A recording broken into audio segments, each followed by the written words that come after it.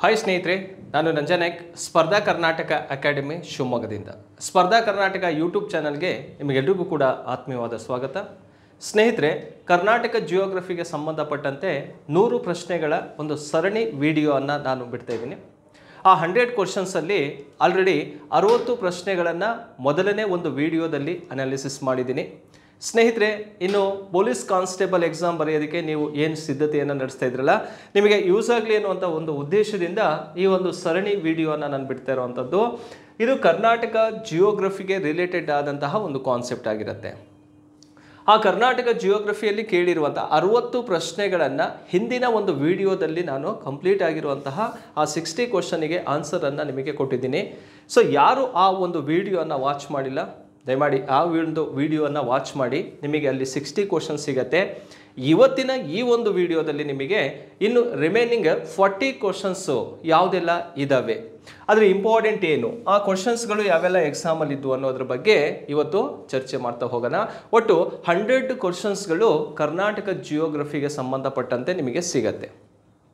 ಹಾಗೆ ಮುಂದಿನ ವಿಡಿಯೋಸ್ಗಳಲ್ಲಿ ನಾನು ಈ ಫಿಸಿಕಲ್ ಮತ್ತು ಇಂಡಿಯನ್ ಜಿಯೋಗ್ರಫಿ ಮತ್ತು ವರ್ಲ್ಡ್ ಜಿಯೋಗ್ರಫಿ ಸಂಬಂಧಪಟ್ಟಂತಹ ಒಂದು ಕ್ವಶನ್ಸ್ಗಳನ್ನು ಕೂಡ ನಾನು ನಿಮಗೆ ಅನಾಲಿಸಿಸ್ ಮಾಡಿಕೊಡ್ತೀನಿ ಈ ಒಂದು ಎಕ್ಸಾಮ್ ಬರೋ ಅಷ್ಟರಲ್ಲಿ. ಇನ್ನೇನು ಸಿವಿಲ್ ಪೊಲೀಸ್ ಕಾನ್ಸ್ಟೇಬಲ್ ಎಕ್ಸಾಮ್ ಬರುವಂಥ ಸಾಧ್ಯತೆ ಇದೆ. ಅದಕ್ಕೆ ನಿಮ್ಮ ತಯಾರಿಯ ಜೊತೆಗೆ ಈ ಒಂದು ಪ್ರಶ್ನೆಗಳಿಗೆ ಸರಿಯಾದಂತಹ ಉತ್ತರವನ್ನು ಕೂಡ ನೀವು ನೋಡ್ಕೊಳ್ತಾ ಹೋದರೆ ಮತ್ತೆ ಆ ಪ್ರಶ್ನೆ ನಿಮಗೆ ಆ ಒಂದು ಎಕ್ಸಾಮಲ್ಲಿ ರಿಪೀಟ್ ಆಗುವಂತಹ ಸಾಧ್ಯತೆಯೂ ಕೂಡ ಇರ್ತವೆ. ಓಕೆ ಸ್ನೇಹಿತರೆ, ಹಾಗಾದರೆ ಇವತ್ತಿನ ಈ ಒಂದು ವಿಡಿಯೋದಲ್ಲಿ ಈ ಪೊಲೀಸ್ ಕಾನ್ಸ್ಟೇಬಲ್ ಎಕ್ಸಾಮಿಗೆ ಸಂಬಂಧಪಟ್ಟಂತಹ 2ನೇ ವಿಡಿಯೋ ಸರಣಿ ಆಗಿರುತ್ತೆ. ನೋಡಿ, ವಿಡಿಯೋ ಸರಣಿ ಎಷ್ಟನೇದಪ್ಪ ಅಂದರೆ 2ನೇದು. ಮೊದಲನೇ ವಿಡಿಯೋದಲ್ಲಿ 60 ಕ್ವಶನ್ಸ್ ಆಲ್ರೆಡಿ ಅನಾಲಿಸಿಸ್ ಮಾಡಿದ್ದೀನಿ, ಅದನ್ನು ನೋಡಿ. ಹಾಗಾದರೆ ಈ ಒಂದು 40 ಕ್ವಶನ್ಸ್ಗಳು ಯಾವ್ಯಾವ್ದಿದ್ದಾವೆ ಅದನ್ನು ನಾವೀಗ 1 by 1 ನೋಡ್ತಾ ಹೋಗೋಣ. ಸೊ ಅದರಲ್ಲಿ ಸ್ನೇಹಿತರೆ, ಆ ಒಂದು ಕ್ವಶನನ್ನು ನೋಡೋಕ್ಕಿಂತ ಮುಂಚಿತವಾಗಿ ಸ್ಪರ್ಧಾ ಕರ್ನಾಟಕ ಅಕಾಡೆಮಿಯ ವತಿಯಿಂದ ಈ ಗಸ್ತು ಅರಣ್ಯ ಪಾಲಕ ಹುದ್ದೆ ಅಥವಾ ಇದನ್ನು ಬೀಟ್ ಫಾರೆಸ್ಟರ್ ಅಂತ ಕರಿತೀವಿ. ಈ ಬೀಟ್ ಫಾರೆಸ್ಟರ್ ಎಕ್ಸಾಮಿಗೆ 540 ಪೋಸ್ಟ್ಗಳು ನೋಟಿಫಿಕೇಶನ್ ಆಗಿತ್ತು. ಅದಕ್ಕೆ ನೀವೆಲ್ಲರೂ ಕೂಡ ಅಪ್ಲೈ ಮಾಡಿದ್ದೀರಿ. ಸೊ ಯಾರೆಲ್ಲ ಅಪ್ಲೈ ಮಾಡಿದ್ದೀರೋ ಅವರಿಗಾಗಿಯೇ ಈ ಒಂದು ಕಂಪ್ಲೀಟ್ ಪ್ಯಾಕೇಜನ್ನು ನಾವು ಕೊಡ್ತಾ ಇದ್ದೀವಿ. ಆ ಪ್ಯಾಕೇಜಲ್ಲಿ ಏನಿರತ್ತಪ್ಪ ಅಂದರೆ, ನೀವು ಪ್ಲೇಸ್ಟೋರಿಗೆ ಹೋಗಿಬಿಟ್ಟು ಸ್ಪರ್ಧಾ ಕರ್ನಾಟಕ ಮೊಬೈಲ್ ಆ್ಯಪನ್ನು ಡೌನ್ಲೋಡ್ ಮಾಡ್ಕೊಳ್ಳಿ. ಆ ಡೌನ್ಲೋಡ್ ಮಾಡ್ಕೊಂಡಿದ ನಂತರ ನಿಮಗೆ ಈ ಪ್ಯಾಕೇಜ್ ಬಗ್ಗೆ ಕಂಪ್ಲೀಟ್ ಡೀಟೇಲ್ಸ್ ಸಿಗತ್ತೆ ಅಲ್ಲಿ. ಈ ನೋಡಿ, ಈ ಎಕ್ಸಾಮಲ್ಲಿ 100 ಕ್ವಶನ್ಸ್ ಇದೆ ಅಂದಾಗ ಆ 100 ಕ್ವಶನ್ನಿಗೆ ಸಂಬಂಧಪಟ್ಟಂತೆ ಸೊ ಈ ಒಂದು ಕಂಪ್ಲೀಟ್ ಪ್ಯಾಕೇಜನ್ನು ನಾವು ಕೊಡ್ತಾ ಇದ್ದೀವಿ. ಇದರಲ್ಲಿ ನಿಮಗೆ ಮ್ಯಾಥ್ಸು 40 ಮಾರ್ಕ್ಸಿಗಿರುತ್ತೆ. ಮ್ಯಾಥ್ಸ್ ಎಷ್ಟು ಮಾರ್ಕ್ಸಿಗಿರುತ್ತಪ್ಪ ಅಂದರೆ 40 ಮಾರ್ಕ್ಸಿಗಿರುತ್ತೆ. ಆ 40 ಮಾರ್ಕ್ಸಿಗೆ ಬೇಕಾಗಿರುವಂತಹ ಮ್ಯಾಥ್ಸನ್ನು ಅಪ್ ಟು 5th ಇಂದ ಹಿಡಿದು ಪ್ರೈಮರಿ, ಹೈಸ್ಕೂಲು ಮತ್ತು PU ಲೆವೆಲ್ ಮ್ಯಾಥ್ಸನ್ನು ನಿಮಗೆ ಶಾರ್ಟ್ಕಟ್ ಮೆಥಡಲ್ಲಿ ತಿಳಿಸಿದ್ದೀವಿ. ಅದರ ಜೊತೆಗೆ ನಿಮಗೆ ಸೊ ನೋಡಿ, ಆ ಸ್ಟ್ಯಾಟಿಸ್ಟಿಕ್ಸ್ ಆಗಿರ್ಬೋದು, ಹಿಸ್ಟ್ರಿ ಆಗಿರ್ಬೋದು, geography, Indian constitution, economic, science and technology ಅಂತ ಕಾನ್ಸೆಪ್ಟ್ ಬರುತ್ತೆ. ಇದು ಎಷ್ಟು ಮಾರ್ಕ್ಸಿಗಿರುತ್ತಪ್ಪ ಅಂದರೆ 60 ಮಾರ್ಕ್ಸಿಗೆ ಇರುತ್ತೆ. ಒಟ್ಟಾರೆ 100 ಕ್ವಶನ್ಸಿಗೆ ರಿಲೇಟೆಡ್ ಆಗಿರುವಂತಹ ಒಂದು ಬೀಟ್ ಫಾರೆಸ್ಟರ್ ಎಕ್ಸಾಮನ್ನು ನೀವು ಬರೀತೀರಿ. ಅಷ್ಟು ವಿಷಯಗಳನ್ನು ಒಳಗೊಂಡಿರುವಂತಹ ಒಂದು ಪ್ಯಾಕೇಜು ನಿಮಗೆ ಕೇವಲ ಎಷ್ಟಿಗೆ ಸಿಗತ್ತಪ್ಪ ಅಂದರೆ 3999 ರೂಪಾಯಿಗೆ ನಿಮಗೆ ಸಿಗತ್ತೆ. ಇದು ಅಪ್ ಟು ನಿಮ್ಮ ಎಕ್ಸಾಮ್ ಬರೋವರೆಗೂ ಕೂಡ ಇರುತ್ತೆ. ನೀವು ಈಗಿಂದನೇ ಎಲ್ಲ ವೀಡಿಯೋಸನ್ನು ವಾಚ್ ಮಾಡ್ಕೊಳ್ತಾ ನೋಟ್ಸ್ ಮಾಡ್ಕೊಳ್ತಾ ಹೋದರೆ ಮುಂದೆ ಆ ಎಕ್ಸಾಮ್ ನಿಮಗೆ ಈಸಿ ಆಗುತ್ತೆ. ಇಲ್ಲ ನನಗೆ ಬೇಸಿಕ್ ನಾಲೆಡ್ಜ್ ಎಲ್ಲ ಇದೆ ಅಥವಾ ನಾನು ಈ ಒಂದು ಜನರಲ್ ಅವೇರ್ನೆಸ್ ನನಗೆ ಗೊತ್ತಿದೆ ಅಂದರೆ ಬರೀ ಮ್ಯಾಥ್ಸ್ ಬೇಕಿದ್ರೂ ಕೂಡ ಆ ಒಂದು ನೀವು ಸ್ಪರ್ಧಾ ಕರ್ನಾಟಕ ಏನು ಆ್ಯಪ್ ಡೌನ್ಲೋಡ್ ಮಾಡ್ಕೊಂಡಾಗ ಬರೀ ಮ್ಯಾಥ್ಸ್ ಪ್ಯಾಕೇಜು ಕೂಡ ನಿಮಗೆ ಸಿಗುತ್ತೆ. ಆ ಮ್ಯಾಥ್ಸ್ ಪ್ಯಾಕೇಜನ್ನು ಕೂಡ ನೀವು ಯೂಸ್ ಮಾಡ್ಕೋಬೋದು. ನಿಮಗೆ ಯಾವುದು ಅನುಕೂಲ ಅನ್ನತ್ತೋ ಅದನ್ನು ನೀವು ತೆಗೆದುಕೊಂಡು ಸೊ ವಿಡಿಯೋನ ವಾಚ್ ಮಾಡಿ ನೋಟ್ಸ್ ಮಾಡ್ಕೊಳ್ಳಿ. ಎಲ್ಲರೂ ಕೂಡ ಅಪಾಯಿಂಟ್ ಆಗ್ರಿ ಅನ್ನೋಂಥದ್ದು ನಮ್ಮ ಒಂದು ಉದ್ದೇಶವಾಗಿರುತ್ತೆ. ಹಾಗಾದರೆ ಸ್ನೇಹಿತರೆ, ಈ ಪೊಲೀಸ್ ಕಾನ್ಸ್ಟೇಬಲ್ ಎಕ್ಸಾಮಿಗೆ ಸಂಬಂಧಪಟ್ಟಂತೆ ಆ ಒಂದು ಸರಣಿ ವಿಡಿಯೋದಲ್ಲಿ 2ನೇ ವಿಡಿಯೋದ ಮೊದಲನೇ ಪ್ರಶ್ನೆ ಯಾವುದು? ಆಲ್ರೆಡಿ 60 ಕ್ವಶನ್ಸನ್ನು ನಾನು ಅನಾಲಿಸಿಸ್ ಮಾಡಿದ್ದೆ. ಇವತ್ತು ನಾನು 61ನೇ ಪ್ರಶ್ನೆಗೆ ಹೋಗ್ತೀನಿ.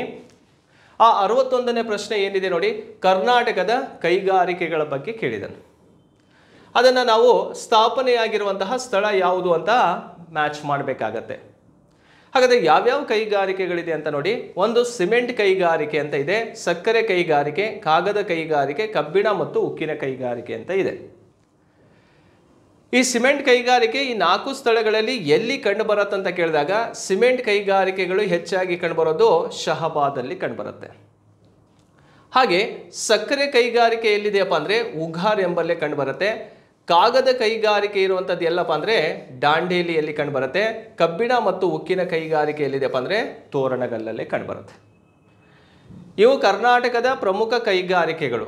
ಈ ಒಂದು ಚಾಪ್ಟರ್ ಯಾವುದಪ್ಪ ಅಂದರೆ ಇಂಡಸ್ಟ್ರಿ ಎನ್ನುವಂಥ ಚಾಪ್ಟ್ರಲ್ಲಿ ಕೇಳಿರುವಂತಹ ಒಂದು ಪ್ರಶ್ನೆ ಆಗಿರುತ್ತೆ. ಕರ್ನಾಟಕದ ಕೈಗಾರಿಕೆಗಳು ಅಂತ ಬರ್ತಾವಲ್ಲ, ಆ ಒಂದು ಚಾಪ್ಟ್ರಲ್ಲಿ ನಾವು ಈ ಒಂದು ವಿಷಯವನ್ನು ಅಧ್ಯಯನ ಮಾಡ್ತೀವಿ. ನೋಡಿ, ಸಿಮೆಂಟ್ ಕೈಗಾರಿಕೆ ಅತಿ ಹೆಚ್ಚು ಕಂಡುಬರೋ ಶಹಾಬಾದ್, ಸಕ್ಕರೆ ಕೈಗಾರಿಕೆ ಉಘಾರ್ ಅಂತ ಕಂಡುಬರುತ್ತೆ, ಕಾಗದ ಕೈಗಾರಿಕೆ ದಾಂಡೇಲಿಯಲ್ಲಿದ್ದರೆ ಕಬ್ಬಿಣ ಮತ್ತು ಉಕ್ಕಿನ ಕೈಗಾರಿಕೆ ಎಲ್ಲಿದೆಪ್ಪ ಅಂದರೆ ತೋರಣಗಳು ಎಂಬಲ್ಲಿ ಕಂಡುಬರುತ್ತೆ. ಸೊ ಇವು ಪ್ರಮುಖ ಕೈಗಾರಿಕೆಗಳು ಸ್ಥಾಪನೆಯಾಗಿರುವಂತಹ ಒಂದು ಸ್ಥಳದ ಬಗ್ಗೆ ನಾವು ಅರ್ಥ ಮಾಡ್ಕೋಬೇಕಾಗತ್ತೆ.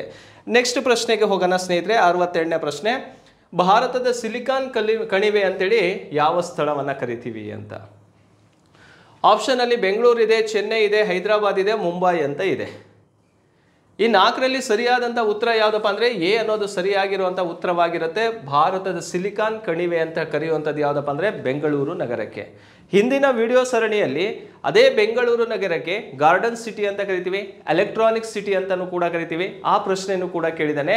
ನೋಡಿ, ಈ ರೀತಿಯಾಗಿರುವ ಪ್ರಶ್ನೆಯನ್ನು ರೈಸ್ ಮಾಡ್ತಾನೆ. ಭಾರತದ ಸಿಲಿಕಾನ್ ಕಣಿವೆ ಅಂತ ಕರೆಯುವಂಥದ್ದು ಯಾವ ಸ್ಥಳ ಅಂತ ಕೇಳಿದರೆ ಅದು ಬೆಂಗಳೂರಿಗೆ ಕರೆಯುವಂತಹ ಒಂದು ಟೈಟಲ್ ಆಗಿರುತ್ತೆ. ರೈಟ್. ಹಾಗಂತ ಹೇಳಿ ಚೆನ್ನೈನಲ್ಲೂ ಕೂಡ IT-BT ಕೈಗಾರಿಕೆಗಳಿದ್ದಾವೆ.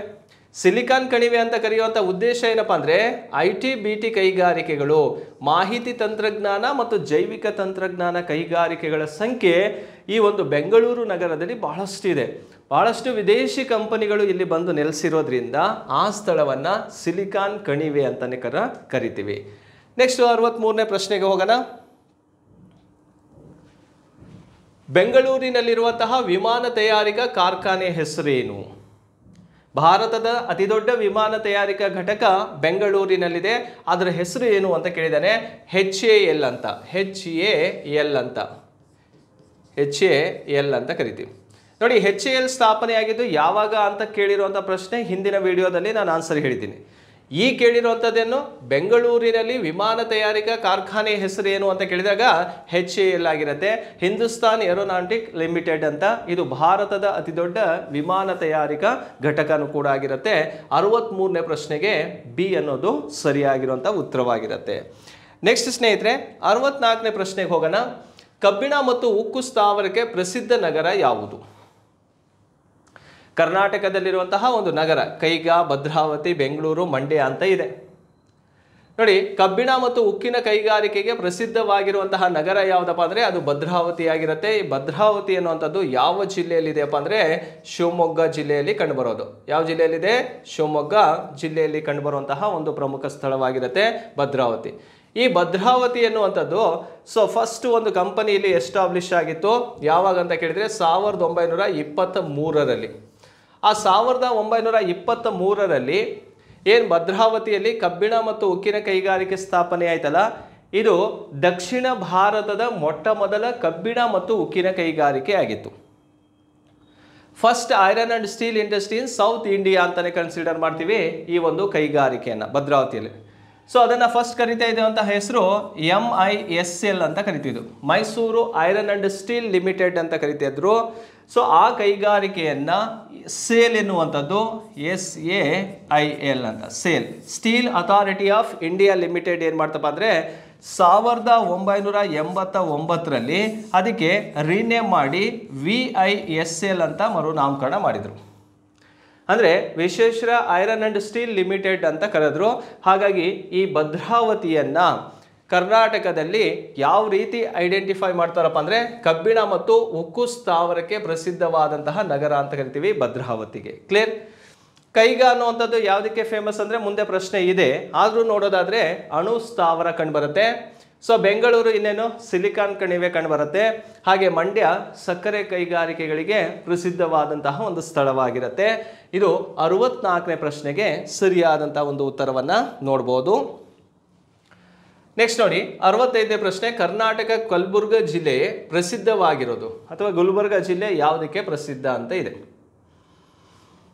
ಕಬ್ಬಿಣದ ಕೈಗಾರಿಕೆಗೆ ಫೇಮಸ್ ಇದೆಯಾ? ಕಬ್ಬಿಣದ ಕೈಗಾರಿಕೆಗೆ ಭದ್ರಾವತಿ ಮತ್ತು ತೋರಣಗಲ್ ಫೇಮಸ್ಸು. ಭದ್ರಾವತಿ ಮತ್ತು ತೋರಣಗಲ್. ಕ್ಲಿಯರ್. ಸಿಮೆಂಟ್ ಕೈಗಾರಿಕೆ, ಎಸ್, ಕರ್ನಾಟಕದ ಕಲಬುರಗಿ ಜಿಲ್ಲೆಯೇ ಅಥವಾ ಗುಲ್ಬರ್ಗ ಜಿಲ್ಲೆ ಯಾವುದಕ್ಕೆ ಪ್ರಸಿದ್ಧಿಯಪ್ಪ ಅಂದರೆ ಸಿಮೆಂಟ್ ಕೈಗಾರಿಕೆಗೆ ತುಂಬ ಫೇಮಸ್ ಇರುವಂಥದ್ದು.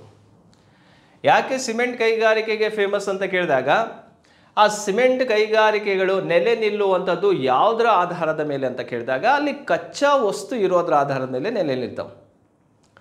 ಈ ಗುಲ್ಬರ್ಗ ಜಿಲ್ಲೆಯಲ್ಲಿ ಅತಿ ಹೆಚ್ಚು ಸುಣ್ಣದ ಕಲ್ಲು ಸಿಗತ್ತೆ. ಆ ಸುಣ್ಣದ ಕಲ್ಲಿನ ನಿಕ್ಷೇಪಗಳು ಗುಲ್ಬರ್ಗ ಜಿಲ್ಲೆಯಲ್ಲಿ ಅಥವಾ ಕಲಬುರಗಿ ಜಿಲ್ಲೆಯಲ್ಲಿ ಇರೋದ್ರಿಂದ ಆ ಒಂದು ಭಾಗದಲ್ಲಿ ಈ ಸಿಮೆಂಟ್ ಕೈಗಾರಿಕೆಗಳು ಅತಿ ಹೆಚ್ಚು ನೆಲೆಸಿರೋದನ್ನು ನಾವು ನೋಡ್ಬೋದು. ಹಾಗಾಗಿ ಈ ಒಂದು ಸಿಮೆಂಟ್ ಕೈಗಾರಿಕೆ ಯಾವ ಜಿಲ್ಲೆಯಲ್ಲಿ ಹೆಚ್ಚಾಗಿ ಕಂಡುಬರುತ್ತೆ ಅಂತ ಕೇಳಿದಾಗ ಕಲಬುರಗಿ ಜಿಲ್ಲೆಯಲ್ಲಿ ಕಂಡುಬರುವಂಥದ್ದು. 65ನೇ ಪ್ರಶ್ನೆಗೆ ಬಿ ಅನ್ನೋದು ಸರಿಯಾಗಿರುವಂತಹ ಉತ್ತರವಾಗಿರುತ್ತೆ. ನೆಕ್ಸ್ಟ್ ಹೋಗೋಣ. 66ನೇ ಪ್ರಶ್ನೆ, ಕರ್ನಾಟಕದ ಮ್ಯಾಂಚೆಸ್ಟರ್ ಯಾವುದು ಅಂತ ಕೇಳಿದ್ದಾನೆ. Manchester of Karnataka. ನೋಡಿ, ಕರ್ನಾಟಕದ ಮ್ಯಾಂಚೆಸ್ಟರ್ ನೋಡಿ, ಚಿಕ್ಕಬಳ್ಳಾಪುರ ಅಂತ ಇದೆ, ದಾವಣಗೆರೆ, ತುಮಕೂರು, ಬೀದರ್ ಅಂತ ಇದೆ. ಕರ್ನಾಟಕದ ಮ್ಯಾಂಚೆಸ್ಟರ್ ಯಾವುದಪ್ಪ ಅಂದರೆ ದಾವಣಗೆರೆ ಜಿಲ್ಲೆ. ಈ ದಾವಣಗೆರೆ ಜಿಲ್ಲೆಯನ್ನು ಕರ್ನಾಟಕದ ಮ್ಯಾಂಚೆಸ್ಟರ್ ಅಂತ ಯಾಕೆ ಕರಿತೀವಿ ಅಂದರೆ ಅಲ್ಲಿ ಹತ್ತಿ ಬಟ್ಟೆ ಕೈಗಾರಿಕೆಗಳು, ಟೆಕ್ಸ್ಟೈಲ್ ಇಂಡಸ್ಟ್ರೀಸ್ಗಳು ಮ್ಯಾಕ್ಸಿಮಮ್ ಕಂಡು ಬರ್ತಾವೆ. ಹಲವು ಹತ್ತಿ ಬಟ್ಟೆ ಕೈಗಾರಿಕೆಗಳು ನೆಲೆ ನಿಂತಿರುವಂತಹ ಸ್ಥಳ ದಾವಣಗೆರೆ ಜಿಲ್ಲೆಯಲ್ಲಿ. ಆದ್ದರಿಂದ ಆ ದಾವಣಗೆರೆ ಜಿಲ್ಲೆಯನ್ನು ಕರ್ನಾಟಕದ ಮ್ಯಾಂಚೆಸ್ಟರ್ ಅಂತಲೇ ಕರೀತಾರೆ, ಮ್ಯಾಂಚೆಸ್ಟರ್ ಆಫ್ ಕರ್ನಾಟಕ. ಹಾಗೆ ಈ ಮ್ಯಾಂಚೆಸ್ಟರ್ ಅನ್ನುವಂಥ ಪದವನ್ನು ನಾವು ಯಾಕೆ ಬಳಸ್ತೀವಿ ಅದು ಗೊತ್ತಿರಬೇಕು. ಮ್ಯಾಂಚೆಸ್ಟರ್ ಎನ್ನುವಂಥ ಪದ ಎಲ್ಲಿದೆ ಆ ಸ್ಥಳ ಅಂತ ಕೇಳಿದರೆ ಲಂಡನ್ನಲ್ಲಿರುವಂಥ ಒಂದು ಸ್ಥಳ. ಮ್ಯಾಂಚೆಸ್ಟರ್ ಎಂಬುದು ಲಂಡನ್ನಲ್ಲಿರುವಂಥ ಒಂದು ಸ್ಥಳ. ಈ ಲಂಡನ್ನಲ್ಲಿ ಮ್ಯಾಂಚೆಸ್ಟರ್ ಎನ್ನುವಂಥ ಪ್ಲೇಸ್ ಏನಿದೆಯಲ್ಲ ಅಲ್ಲೂ ಕೂಡ ಈ ಟೆಕ್ಸ್ಟೈಲ್ ಇಂಡಸ್ಟ್ರಿಗಳು ಮ್ಯಾಕ್ಸಿಮಮ್ ಕಂಡು ಬರ್ತವೆ. ಆ ಟೆಕ್ಸ್ಟೈಲ್ ಇಂಡಸ್ಟ್ರಿಗಳನ್ನು ನಮ್ಮ ದಾವಣಗೆರೆಯಲ್ಲಿ ಹೆಚ್ಚಾಗಿ ಕಂಡು ಬರೋದ್ರಿಂದ ಆ ಸ್ಥಳವನ್ನು ಕರ್ನಾಟಕದ ಮ್ಯಾಂಚೆಸ್ಟರ್ ಅಂತಲೇ ನಾವು ಕರಿತೀವಿ. ಯಾವುದನ್ನು? ದಾವಣಗೆರೆನ. ಹಾಗಾದರೆ ಭಾರತದ ಮ್ಯಾಂಚೆಸ್ಟರ್ ಯಾವುದು ಅಂತ ಕೇಳಿದರೆ ಅಹಮದಾಬಾದ್ ಆಗಿರುತ್ತೆ, ಗುಜರಾತ್. ಹಿಂದೆ ಮುಂಬೈ ಅಂತ ಇತ್ತು, ಈಗ ಗುಜರಾತ್ನ ಅಹಮದಾಬಾದ್ ಆಗಿರುತ್ತೆ. ಹಾಗೆ ದಕ್ಷಿಣ ಭಾರತದ ಮ್ಯಾಂಚೆಸ್ಟರ್ ಯಾವುದಂತ ಕೇಳಿದರೆ ಕೊಯಮತ್ತೂರು. ತಮಿಳುನಾಡಿನ ಕೊಯಮತ್ತೂರು ದಕ್ಷಿಣ ಭಾರತದ ಮ್ಯಾಂಚೆಸ್ಟರ್ ಆಗಿರುತ್ತೆ. ನೋಡಿ ಸ್ನೇಹಿತರೆ, ಮ್ಯಾಂಚೆಸ್ಟರ್ ಅಂತ ಪದ ಬಂತಂದರೆ ಇಷ್ಟೆಲ್ಲ ಮಾಹಿತಿಗಳನ್ನು ನೀವು ತಿಳ್ಕೊಂಡಿರಬೇಕಾಗತ್ತೆ. 66ನೇ ಪ್ರಶ್ನೆ ಆದ ನಂತರ 67ಕ್ಕೆ ಹೋಗೋಣ. ಚಿನ್ನದ ಗಣಿಗಳು ಎಲ್ಲಿವೆ ಅಂತ ಹೇಳ್ಬೇಕು ನಾವಷ್ಟೇ. ನೋಡಿ, ಗದಗ ಅಂತ ಇದೆ, ಹಟ್ಟಿ ಅಂತ ಇದೆ, ವಿರಾಜಪೇಟೆ, ಕಲಬುರಗಿ ಅಂತ ಇದೆ. ಇನ್ನೇನು ಕಲಬುರಗಿ ಅಂದರೆ ಕ್ಲಿಯರ್ ಆಯಿತು ನಮಗೆ. ಯಾವ ಕೈಗಾರಿಕೆಗಳಿದಾವಲ್ಲಿ? ಸಿಮೆಂಟ್ ಕೈಗಾರಿಕೆ. ಹಾಗಾದರೆ ಯಾವ ಖನಿಜ ಸಿಗತ್ತೆ? ಸುಣ್ಣದ ಕಲ್ಲು ಹೆಚ್ಚಾಗಿ ಸಿಗುವಂಥ ಜಿಲ್ಲೆ ಕಲಬುರಗಿ. ಸರಿ, ಹಾಗಾದರೆ ಚಿನ್ನದ ಗಣಿಗಳು ಇಲ್ಲಿವೆ ಅಂತ ಕೇಳಿದಾಗ ಎಲ್ಲಿದೆ ಅಂತ ಕೇಳಿದರೆ ಅದು ಹಟ್ಟಿಯಲ್ಲಿ ಕಂಡುಬರುತ್ತೆ. ಹಟ್ಟಿ. ಈ ಹಟ್ಟಿ ಎಲ್ಲಿದೆಯಪ್ಪ ಅಂದರೆ ರಾಯಚೂರು. ಹಟ್ಟಿ ಇರುವಂಥದ್ದು ರಾಯಚೂರು ಜಿಲ್ಲೆಯಲ್ಲಿ ಕಂಡುಬರುತ್ತೆ. ಆ ರಾಯಚೂರು ಜಿಲ್ಲೆಯ ಹಟ್ಟಿ ಯಾವುದಕ್ಕೆ ಫೇಮಸ್ಸು ಅಂತ ಕೇಳಿದರೆ ಗೋಲ್ಡ್ ಮೈನಿಂಗಿಗೆ ತುಂಬ ಫೇಮಸ್ ಇರುವಂಥದ್ದು. ಕರ್ನಾಟಕದಲ್ಲಿ ಅತಿ ಹೆಚ್ಚು ಚಿನ್ನವನ್ನು ಉತ್ಪಾದನೆ ಮಾಡ್ತಾ ಇರುವಂತಹ ಸ್ಥಳ ಯಾವುದಪ್ಪ ಅಂದರೆ ರಾಯಚೂರು ಹಟ್ಟಿ. ಭಾರತದಲ್ಲೇ ಅತಿ ದೊಡ್ಡ ಚಿನ್ನದ ಗಣಿ ಯಾವುದು ಅಂತ ಕೇಳಿದ್ರು ರಾಯಚೂರಿನ ಹಟ್ಟಿ. ಇಂಡಿಯಾ ಕೇಳಿದ್ರು ರಾಯಚೂರಿನ ಹಟ್ಟಿ, ಕರ್ನಾಟಕ ಕೇಳಿದ್ರು ಕೂಡ ರಾಯಚೂರಿನ ಹಟ್ಟಿ ನೆನಪಲ್ಲಿ ಇಟ್ಕೋಬೇಕಾಗತ್ತೆ. ಇದು ಗೋಲ್ಡ್ ರಿಲೇಟೆಡ್ ಆದಂತಹ ಒಂದು ಕಾನ್ಸೆಪ್ಟ್ ಆಗಿರುತ್ತೆ. ಕರ್ನಾಟಕದಲ್ಲಿ ಚಿನ್ನದ ಗಣಿಗಳು ಇರುವಂಥದ್ದು ರಾಯಚೂರಿನ ಹಟ್ಟಿಯಲ್ಲಿ. ಕ್ಲಿಯರ್. 67ನೇ ಪ್ರಶ್ನೆ ಇಷ್ಟನ್ನು ತಿಳ್ಕೊಂಡಿರ್ರಿ.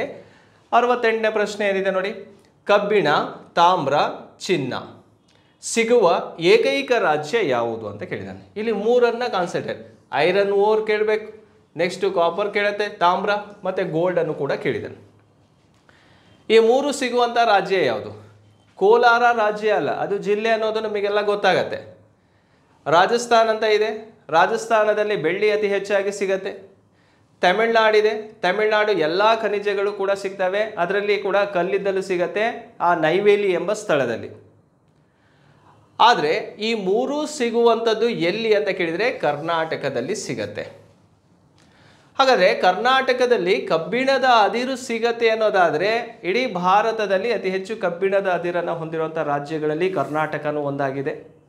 ಕರ್ನಾಟಕದಲ್ಲಿ ಅತಿ ಹೆಚ್ಚು ಸಿಗುವಂಥ ಕಬ್ಬಿಣದ ಅದಿರು ಯಾವುದಾಗಿರುತ್ತಪ್ಪ ಅಂದರೆ ಮ್ಯಾಗ್ನೆಟೈಟ್, ಫಸ್ಟ್ ಕ್ವಾಲಿಟಿ ಓರು ನಮ್ಮ ರಾಜ್ಯದಲ್ಲಿ ಸಿಗುತ್ತೆ. ಹಾಗಾದರೆ ಕರ್ನಾಟಕದಲ್ಲಿ ಕಬ್ಬಿಣದ ಅದಿರು ಸಿಗುವಂಥ ಸ್ಥಳ ಯಾವುದು, ಯಾವ ಜಿಲ್ಲೆ ಫೇಮಸ್ ಅಂತ ಕೇಳಿದರೆ ಬಳ್ಳಾರಿ ಜಿಲ್ಲೆ ಮೊದಲನೇ ಸ್ಥಾನದಲ್ಲಿದೆ. ಕ್ಲಿಯರ್? ಬಳ್ಳಾರಿ. ಸರಿ, ತಾಮ್ರ ಕರ್ನಾಟಕದಲ್ಲಿ ಸಿಗತ್ತೆ ಅನ್ನೋದಾದರೆ ತಾಮ್ರ ಎಲ್ಲಿದೆ ಅಂತ ಕೇಳಿದಾಗ ಚಿತ್ರದುರ್ಗ ಜಿಲ್ಲೆಯಲ್ಲಿ ಸಿಗತ್ತೆ. ಚಿತ್ರದುರ್ಗ ಜಿಲ್ಲೆಯಲ್ಲಿ ತಾಮ್ರದ ಅದಿರು ಸಿಗೋದನ್ನು ನಾವು ನೋಡ್ಬೋದು. ಹಾಗೆ ಇನ್ನೇನು ಗೋಲ್ಡ್ ನಿಮಗೆ ಕ್ಲಿಯರ್ ಇದೆ. ಯಾವ ಜಿಲ್ಲೆ ಫೇಮಸ್ ಅಪ್ಪ ಅಂದರೆ ರಾಯಚೂರು. ಇಲ್ಲಿ ಕೋಲಾರನೂ ಕೂಡ ಒಂದು ಟೈಮು ಈ ಒಂದು ಗೋಲ್ಡ್ಗೆ ಫೇಮಸ್ ಇರುವಂಥದ್ದು, KGF ಕೋಲಾರ ಗೋಲ್ಡ್ ಫೀಲ್ಡ್ ಅನ್ನೋವಂಥದ್ದು. ಈಗ ಪ್ರಸ್ತುತ ಅಲ್ಲಿ ಈ ಒಂದು ಗೋಲ್ಡ್ ಅನ್ನೋವಂಥದ್ದು ಖಾಲಿಯಾಗಿರೋದು, ಮೈನಿಂಗ್ ಸ್ಟಾಪ್ ಮಾಡಿದ್ದಾರೆ. ಪ್ರೆಸೆಂಟ್ ಮೈನಿಂಗ್ ಇರುವಂಥದ್ದು ರಾಯಚೂರಿನ ಹಟ್ಟಿಯಲ್ಲಿ ಕಂಡುಬರುತ್ತೆ. ಹಾಗಾಗಿ ಚಿನ್ನ ಅನ್ನೋಂಥದ್ದು ರಾಯಚೂರು ಹಾಕಿ, ತಾಮ್ರ ಅನ್ನೋಂಥದ್ದು ಚಿತ್ರದುರ್ಗದಲ್ಲಿ ಪ್ಲೇಸು ಕೂಡ ತಿಳಿಸ್ಬಿಡ್ತೀನಿ.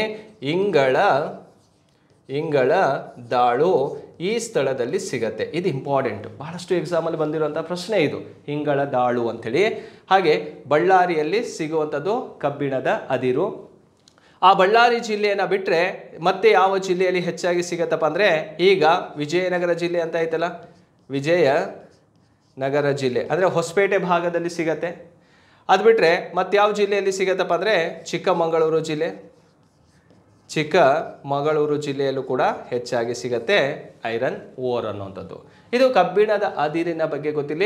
68ನೇದಕ್ಕೆ ಸರಿ ಉತ್ತರ ಯಾವುದಪ್ಪ ಅಂದರೆ ಡಿ ಆಗಿರುತ್ತೆ. ಸ್ನೇಹಿತರೆ, 69ನೇ ಪ್ರಶ್ನೆಗೆ ಹೋಗೋಣ. ಭೂಗರ್ಭ ಜಲವಿದ್ಯುತ್ ಉತ್ಪಾದನಾ ಕೇಂದ್ರವಾದ ವರಾಹಿ ಭೂಗತ ಯೋಜನೆ ಇರುವಂತಹ ಜಿಲ್ಲೆ ಯಾವುದು? Varahi underground hydro electricity project located district ಯಾವುದು ಅಂತ ಕೇಳಿದ್ದಾನೆ ಅಷ್ಟೇ. ಆಪ್ಷನ್ ಅಲ್ಲಿ ನೋಡಿ, ಶಿವಮೊಗ್ಗ ಜಿಲ್ಲೆ ಅಂತ ಇದೆ, ಉಡುಪಿ ಜಿಲ್ಲೆ, ಮಂಡ್ಯ ಜಿಲ್ಲೆ, ಮಂಗಳೂರು ಅಂತ ಇದೆ.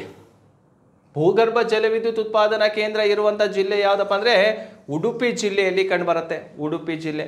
ಆ ಉಡುಪಿ ಜಿಲ್ಲೆ ಯಾವ ಸ್ಥಳದಲ್ಲಿ ಇದೆ ಅಂತ ಕೇಳಿದಾಗ ಹೊಸಂಗಡಿ ಎಂಬ ಸ್ಥಳದಲ್ಲಿ ಕಂಡುಬರುತ್ತೆ. ಹೊಸಂಗಡಿ ಎಂಬ ಸ್ಥಳದಲ್ಲಿ ಕಂಡುಬರುತ್ತೆ ಈ ಒಂದು ಭೂಗರ್ಭ ಜಲವಿದ್ಯುತ್ಗಾರ. ಈ ಭೂಗರ್ಭ ಜಲವಿದ್ಯುತ್ಗಾರದ ಬಗ್ಗೆ ಏನು ಗೊತ್ತಿರಬೇಕು? ನದಿ ಕ್ಲಿಯರ್ ಆಯಿತು. ನಮಗೆ ಯಾವ ನದಿ ಅಂತ ಗೊತ್ತಾಯಿತು? ವರಾಹಿ ನದಿ ಅನ್ನೋದು ಕ್ಲಿಯರ್ ಇದೆ. ಇದು ಭಾರತದ ಮೊಟ್ಟ ಮೊದಲ ಭೂಗರ್ಭ ಜಲವಿದ್ಯುತ್ಗಾರ ಅಂತ ಕರಿತೀವಿ. First underground hydro electricity project in India ಅಂತ ಕೇಳಿದರೆ ಅದು ಯಾವ ಪ್ರಾಜೆಕ್ಟ್ ಆಗಿರುತ್ತಪ್ಪ ಅಂದರೆ ಈ ವರಾಹಿ ಪ್ರಾಜೆಕ್ಟ್ ಆಗಿರುತ್ತೆ. ಉಡುಪಿ ಜಿಲ್ಲೆ ಹೊಸಂಗಡಿಯಲ್ಲಿ ಕಂಡುಬರುವಂತಹ ಒಂದು ಈ ಜಲವಿದ್ಯುತ್ ಉತ್ಪಾದನಾ ಕೇಂದ್ರವಾಗಿರೋದನ್ನು ನೋಡ್ತೀವಿ. ಕ್ಲಿಯರ್? 69ನೇದಕ್ಕೆ ಬಿ ಅನ್ನೋದು ಸರಿ ಉತ್ತರವಾಗಿರುತ್ತೆ. ನೆಕ್ಸ್ಟ್ ಸ್ನೇಹಿತರೆ, 70ನೇ ಪ್ರಶ್ನೆಗೆ ಹೋಗೋಣ. ಬಳ್ಳಾರಿ ಜಿಲ್ಲೆಯ ಸಂಡೂರು ಯಾವುದಕ್ಕೆ ಪ್ರಸಿದ್ಧಿ ಪಡೆದಿದೆ? ಈಗಿನ್ನೂ ಅದರ ಬಗ್ಗೆ ಚರ್ಚೆ ಮಾಡಿದ್ವಿ. ಕರ್ನಾಟಕದಲ್ಲಿ ಅತಿ ಹೆಚ್ಚು ಕಬ್ಬಿಣದ ಅದಿರು ಸಿಗುವಂಥ ಜಿಲ್ಲೆ ಯಾವುದು? ಬಳ್ಳಾರಿ. ಆ ಬಳ್ಳಾರಿ ಜಿಲ್ಲೆಯ ಸಂಡೂರು ಅಂತ ಒಂದು ಪ್ಲೇಸ್ ಇದೆಯಲ್ಲ, ಅಲ್ಲಿ ಯಾವುದು ಸಿಗತ್ತೆ? ಇಲ್ಲಿ ನೋಡಿ, ಕಬ್ಬಿಣದ ಅದಿರು ಕೊಟ್ಟಿದ್ದಾನೆ, ಮ್ಯಾಂಗನೀಸ್ ಇದೆ, ಚಿನ್ನ ಇದೆ, ತಾಮ್ರನೂ ಕೂಡ ಇದೆ. ಇನ್ನೇನು ತಾಮ್ರ ಅನ್ನೋದು ನಮಗೆ ಕ್ಲಿಯರ್ ಆಯಿತು. ಯಾವ ಜಿಲ್ಲೆಯಲ್ಲಿ ಕಂಡುಬರುತ್ತದೋ? ಚಿತ್ರದುರ್ಗ ಜಿಲ್ಲೆ. ತಾಮ್ರ ಅನ್ನೋಂಥದ್ದು ಯಾವ ಜಿಲ್ಲೆಯಲ್ಲಿದೆ? ಚಿತ್ರದುರ್ಗ ಜಿಲ್ಲೆ. ಚಿನ್ನ ಅನ್ನುವಂಥದ್ದು ಯಾವ ಜಿಲ್ಲೆ? ರಾಯಚೂರು. ಕಬ್ಬಿಣದ ಅದಿರು ಎಲ್ಲಿ ಕಂಡುಬರುತ್ತೆ? ಬಳ್ಳಾರಿ. ಕಬ್ಬಿಣದ ಅದಿರು ಬಳ್ಳಾರಿಯಲ್ಲೇ ಕಂಡುಬರುತ್ತೆ. ಆದರೂ ಬಳ್ಳಾರಿ ಜಿಲ್ಲೆಯ ಸಂಡೂರು ಏನಕ್ಕೆ ಫೇಮಸ್ಸು ಅಂತ ಕೇಳಿದರೆ ಮ್ಯಾಂಗನೀಸ್ ಅದಿರಿಗೆ ಫೇಮಸ್ ಇರುವಂಥದ್ದು. ಕರ್ನಾಟಕದಲ್ಲಿ ಒಂದು 100% ಅಷ್ಟು ಮ್ಯಾಂಗನೀಸ್ ಸಿಗತ್ತಂತ ಅಂದ್ಕೊಳ್ಳೋಣ. 100% ಮ್ಯಾಂಗನೀಸ್ ಅದಿರು ಕರ್ನಾಟಕದಲ್ಲಿ ಸಿಗ್ತಾ ಇದೆ, ನಮ್ಮ ಉತ್ಪಾದನೆ ಆಗ್ತಾ ಇದೆ. ಅದರಲ್ಲಿ 90% ಮ್ಯಾಂಗನೀಸು ಒಂದೇ ಸ್ಥಳದಲ್ಲಿ ಸಿಗತ್ತೆ. ಆ ಸ್ಥಳ ಯಾವುದಪ್ಪ ಅಂದರೆ ಸಂಡೂರು ಅಂತ. ಕರ್ನಾಟಕದಲ್ಲಿ ಅತಿ ಹೆಚ್ಚು ಮ್ಯಾಂಗನೀಸ್ ಸಿಗುವಂಥ ಸ್ಥಳ ಯಾವುದಂತ ನೇರ ಪ್ರಶ್ನೆ ಕೇಳಿದರೆ ಸಂಡೂರು ಆನ್ಸರ್ ಮಾಡಿ. ಅಥವಾ ಈ ರೀತಿ ನೋಡಿ, ಬಳ್ಳಾರಿ ಜಿಲ್ಲೆಯ ಸಂಡೂರು ಯಾವುದಕ್ಕೆ ಫೇಮಸ್ಸು ಅಂತ ಕೇಳಿದರೆ ಮ್ಯಾಂಗನೀಸ್ ಓರಿಗೆ ಫೇಮಸ್ಸು. ಯಾಕಂದರೆ 90% ಮ್ಯಾಂಗನೀಸ್ ಓರ್ ಕರ್ನಾಟಕದಲ್ಲಿ ಸಿಗುವಂಥ ಏಕೈಕ ಸ್ಥಳ ಯಾವುದಪ್ಪ ಅಂದರೆ ಆ ಸ್ಥಳನೇ ಈ ಒಂದು ಸಂಡೂರಾಗಿರುತ್ತೆ, ಬಳ್ಳಾರಿ ಜಿಲ್ಲೆಯಲ್ಲಿ ಇರುವಂಥದ್ದು. ರೈಟ್? 70ನೇ ಪ್ರಶ್ನೆಗೆ ಬಿ ಸರಿಯಾದಂಥ ಉತ್ತರ. 71ನೇ ಪ್ರಶ್ನೆಗೆ ಹೋಗೋಣ ಸ್ನೇಹಿತರೆ. ಕರ್ನಾಟಕದ ಹೊಸಪೇಟೆ ಮತ್ತು ಸಂಡೂರು ನೋಡಿ, ಇಲ್ಲಿ ಓವರ್ ಆಲ್ ಕಾನ್ಸೆಪ್ಟ್ ಯಾವ್ದು ಕ್ಲಿಯರ್ ಆಗ್ತಾ ಇದೆ ಅಂದರೆ ಈ ಖನಿಜ ಸಂಪನ್ಮೂಲಗಳ ಬಗ್ಗೆ ಈ ರೀತಿಯಾದಂತಹ ಪ್ರಶ್ನೆಗಳು ಬಂದಿರೋದು. ಇಲ್ಲಿ ನಾವು ಓದ್ತಾ ಇರುವಂಥ ಚಾಪ್ಟರ್ ಕೂಡ ಯಾವುದಾಗಿರುತ್ತಪ್ಪ ಅಂದರೆ ಕರ್ನಾಟಕ ಮಿನರಲ್ಸ್ ಅಂತ, ಕರ್ನಾಟಕದ ಪ್ರಮುಖ ಖನಿಜ ಸಂಪನ್ಮೂಲಗಳ ಬಗ್ಗೆ ಇವೆಲ್ಲ ಪ್ರಶ್ನೆಗಳನ್ನು ಬಂದಿರೋದನ್ನು ನಿಮಗೆ ಇಲ್ಲಿ ಕ್ಲಿಯರ್ ಮಾಡಿಕೊಡ್ತಾ ಇರೋವಂಥದ್ದು ನಾನು. ಕರ್ನಾಟಕದ ಹೊಸಪೇಟೆ ಸಂಡೂರು ಎರಡನ್ನೂ ಕೂಡ ಕೇಳಿದ್ದೇನೆ. ಪ್ರದೇಶ ಹೊಂದಿರುವ ನಿಕ್ಷೇಪ ಯಾವುದು? ಕಣ್ಣು ಮುಚ್ಚಿ ಆನ್ಸರ್ ಹಾಕುವಂತಹ ಒಂದು ಪ್ರಶ್ನೆ. ಆಲ್ರೆಡಿ ಅದರ ಬಗ್ಗೆ ಇಷ್ಟು ಕೂಡ ನೋಡಿದೀವಿ ಅಂದಾಗ ಯಾವ್ದು ಕಂಡು ಬರುತ್ತೆ ಅಲ್ಲಿ? ಕಬ್ಬಿಣದ ಅದಿರು ಕಂಡು ಬರುತ್ತೆ. ಯಾವುದರಲ್ಲಿ? ಹೊಸಪೇಟೆ ಮತ್ತು ಸಂಡೂರಲ್ಲಿ ಸಿಗುತ್ತೆ.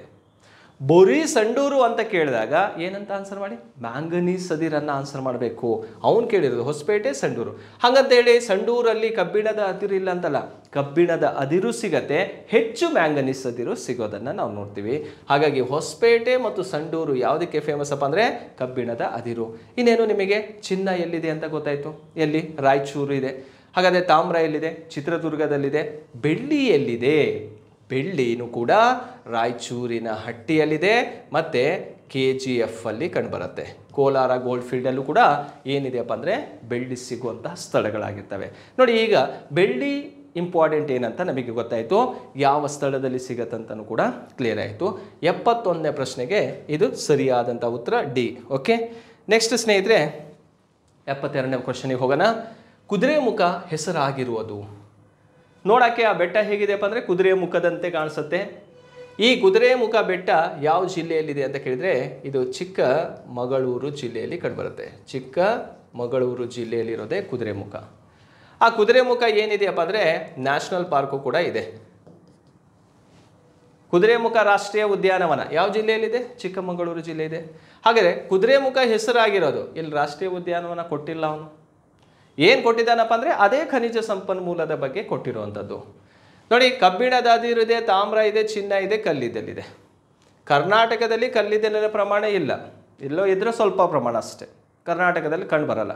ಹಾಗಾಗಿ ಯಾವುದೇ ಟಾಪ್ ಡಿಸ್ಟಿಕ್ ಅಂತ ನಾವು ತಗೊಳ್ಳಂಗಿಲ್ಲ. ಗೋಲ್ಡ್ ರಾಯಚೂರಲ್ಲಿದೆ, ತಾಮ್ರ ಇನ್ನೇನು ಚಿತ್ರದುರ್ಗ ಇದೆ. ನೋಡಿ, ಪ್ರತಿಯೊಂದು ಪ್ರಶ್ನೆನೂ ವಾಪಸ್ ತಗೊಂಡಾಗ ಆಪ್ಷನನ್ನು ಒಂದು ಚೂರು ವೇರಿಯೇಷನ್ ಮಾಡಿರ್ತಾನೆ. ನಾವು ಮಿನರಲ್ಸ್ ಅಂತ ಕೇಳಿದರೆ ಏನು ಇವತ್ತು ಕ್ವಶನ್ ಬಿಡಿಸ್ತಾ ಇದ್ದೀನೋ ಅಷ್ಟರಲ್ಲೇ ಮತ್ತು ವಾಪಸ್ ಕ್ವಶನ್ ಆಗುವಂಥ ಸಾಧ್ಯತೆ ಇರುತ್ತೆ. ಒಂಚೂರು ಅಬ್ಸರ್ವ್ ಮಾಡಬೇಕಾಗತ್ತೆ.